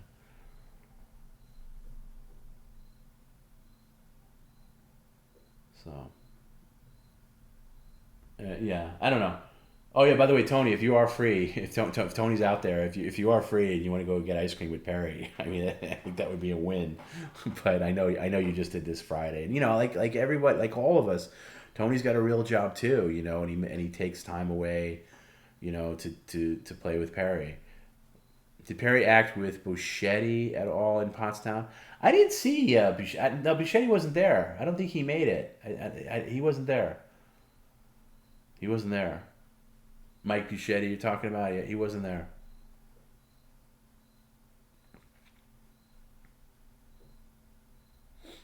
But yeah, I don't know. It would be. I think there would be. It would be nice. Again, it's tough to touch too, where it's like, because if you check on PCL randomly and you're coming into it ice cold and you don't know anything about Perry's history, you don't know anything about Perry. And you can come into the wrong moment, and you'd be like, "Oh my God!" Like once in a while, somebody comes like, "Hey, this guy's being tortured." It can look weird, but once you settle in and you kind of realize what's going on, and get into the thing of it and how this is Perry's livelihood and everything, I think it's a very different thing. But that would be hard. Even because I was trying to write down a list of people that Perry would be good interviewing. Like if we did an interview, an interview segment on the stream or like a Wednesday stream, and I was struggling. It would have to be people that are just desperate to get on to promote something that necessarily aren't celebrities. I'm sure we can get people that are friends of the stream. Like a Shuley or Robert Eiler or somebody like that. But as part like finding people somebody with a book to promote or something like that, and Perry can be like, I think it'd be funny watching Perry talk to random people, talk to just be a terrible interviewer. I think that would be interesting. Pat says, I just hit a raccoon on my way home from work listening to you. Yikes. I gotta say, I hate raccoons. I'm completely freaked out by raccoons. And it's one of the things that Teddy trolls me about, because he loves raccoons, and he has this little raccoon doll, and he's like, Tom, it's the raccoon. I always feel bad when I see them on the side of the road. So, but whatever. At least it wasn't a cat or a dog.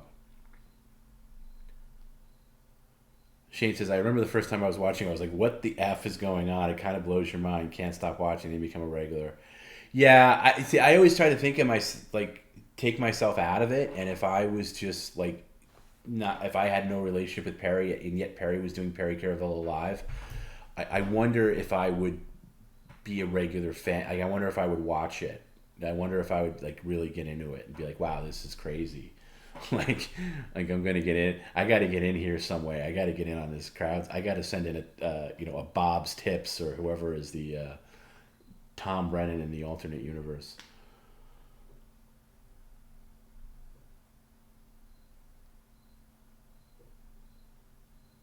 Possums are way more disgusting than raccoons. Yeah, you might be right about that. There's something about raccoons that freak me out. I have security cameras, like not Ring, but like the Google Nest cameras, all around my house, and you get alerts when something is movement, and a lot of the times, especially at night, it's this raccoon, and in the night vision they show those like glistening eyes, and it really freaks me. It really freaks me out. I don't know. I've always had a thing like I don't like raccoons. I'm petrified of rats. Petrified. How do you spend Tom's tips? Just PCLoffers@gmail.com or hit up Jim PCL in the oh, there you go. Testicle Tigers got it. I'm out of gas at this point. I actually probably should wrap up and say goodnight. 3:30 East Coast time, and I am starting to feel like I could probably I'm gone. I just want to go to bed. Get off my computer. So I should probably I'll say goodnight. But yeah, I don't know. You're getting back to the whole Perry thing and cleaning his apartment. I just want him the hell out of there, and I know it's just an uphill battle, and and you guys know how hard it is to like get this guy to the next place. And I know if he ever got his own house, no matter where it was, I'm not saying Florida, I'm just saying no matter where it was, how happy he would be. And I know I was a prick, and I wanted to live in that stupid ass apartment all night and all my life, and but thank you. And I now that I own my own home, I'm so thankful. But that's just that. And I was talking about his car too. His car's not going to last forever. So these are the things that keep me up, and the things that I want to do. Whatever. Johnny says the Shuley Network are good guys. Yeah, they are. They're good guys, and it's nice to have a nice relationship with another network and another show. Yeah, they're all. I've known Shuley for a long time. Not that we're like best buddies or anything like that, but like I've met him. I met him a while ago when he was still on the Stern Show, and he was super. He knew who I was. He knew who Perry was, and he was super cool. And we talked a lot about Jay Thomas because I'm a big Jay Thomas fan as a radio guy. I think he's another guy that was just very underrated. He passed away from cancer a while. I don't know, God, maybe even 10 years ago now. I don't know if it's been that long, but a while ago now. And I would just tell him how much I enjoyed him on that show, and he would talk about how Jay Thomas I think Jay Thomas probably taught him more about radio than he ever learned from Stern, because Jay Thomas was a real radio guy. So yeah, and then obviously Bob's great. Bob and his wife Gina love Perry. They named their dog after Perry, so that's nice. We don't get into like the other there's a lot of people in that Dabbleverse that we just don't really know anything don't really have any relationship with. Not that I want to, because I think there's, like I said earlier, I think there's a lot of ugliness there that I don't really want to. That's even like the Stuttering John stuff on Perry. Like I kind of like it where it's pretend. I don't want it to be real. So yeah. Oh, somebody said I just came on to unfollow. TomB abuses Perry on Happy Face. Oh well, we're sorry to see you go. You'll be you'll be missed. I think I think I covered that topic adequately enough.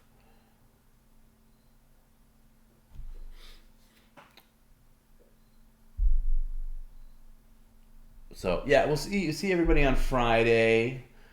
Bob is genuinely funny. I agree. Bob is funny, and I've said this before. Bob is one of the few people that is able to have their own unique rhythm with Perry. You know, and Garrett has that too. Garrett has his own unique rhythm with Perry that's different from mine. It's different from Tony's. It's different from, you know, people that Perry used to work with, or like, you know, Jim has. And that's what I like, you know, like, and Bob has his own way of working with Perry. And also getting lines out that go over Perry's head but lands on the audience, but he's also super supportive. Like he's you know, I don't know if Bob wants me to say it, but Bob and Gina sent Perry, and you know, Gina was very happy that Perry sent that message, and they sent him like a nice little Venmo to get himself. I guess after they were hearing about his little pill scam, they sent him money to get himself a nice dinner tomorrow, which is super sweet. I don't know if he wanted that out there, but that's just who they are, and it's a genuine thing, because there's so many comedians that are just leeches, where they'll leech on to somebody to, you know, make themselves build up, and that's just, you can really tell with Bob that he has a genuine affection for Perry and a genuine love for PCL, and you know, wants the best for Perry, because there's plenty of people out there that just like hate Perry's guts, and they watch to see Perry lose his mind, but that's not the case. Anyway, I agree with all the above. So good people. Anyway, you guys are good people too. Thanks for hanging out after hours and listening to me you know, blab about you know, whatever. It's time for me to go to bed. And we'll see you on Friday. Eventually, we'll be. I'll hopefully get these 3 days a week. I think Perry's much better with regular work. He's bad when there's been a breakaway. We're always gonna have little breaks here and there. That's just the nature of the beast. It's gonna happen. You know, I love when people say, "Oh, they're taking another vacation." Believe me, no one took a vacation. Maybe Perry did. No one took a vacation. You know, Jim, Garrett, and I, we all work, you know, other gigs, and you know, there was no vacation. No one was sitting soaking up some rays with a pina colada, you know, out of a coconut, you know, chilling out, catching some rays, and you know, listening to a boombox. Okay, it's all work, but anyway, I appreciate all you guys. More than you could possibly know. I mean it. And thanks for everybody. You know, sometimes there's ups and downs with this thing, and the people there's just a tremendous amount of people that sent in, you know, like, hey, you know, even when like people were like shit talking us, whatever, like, hey, we love you guys, we have your back, and whatever.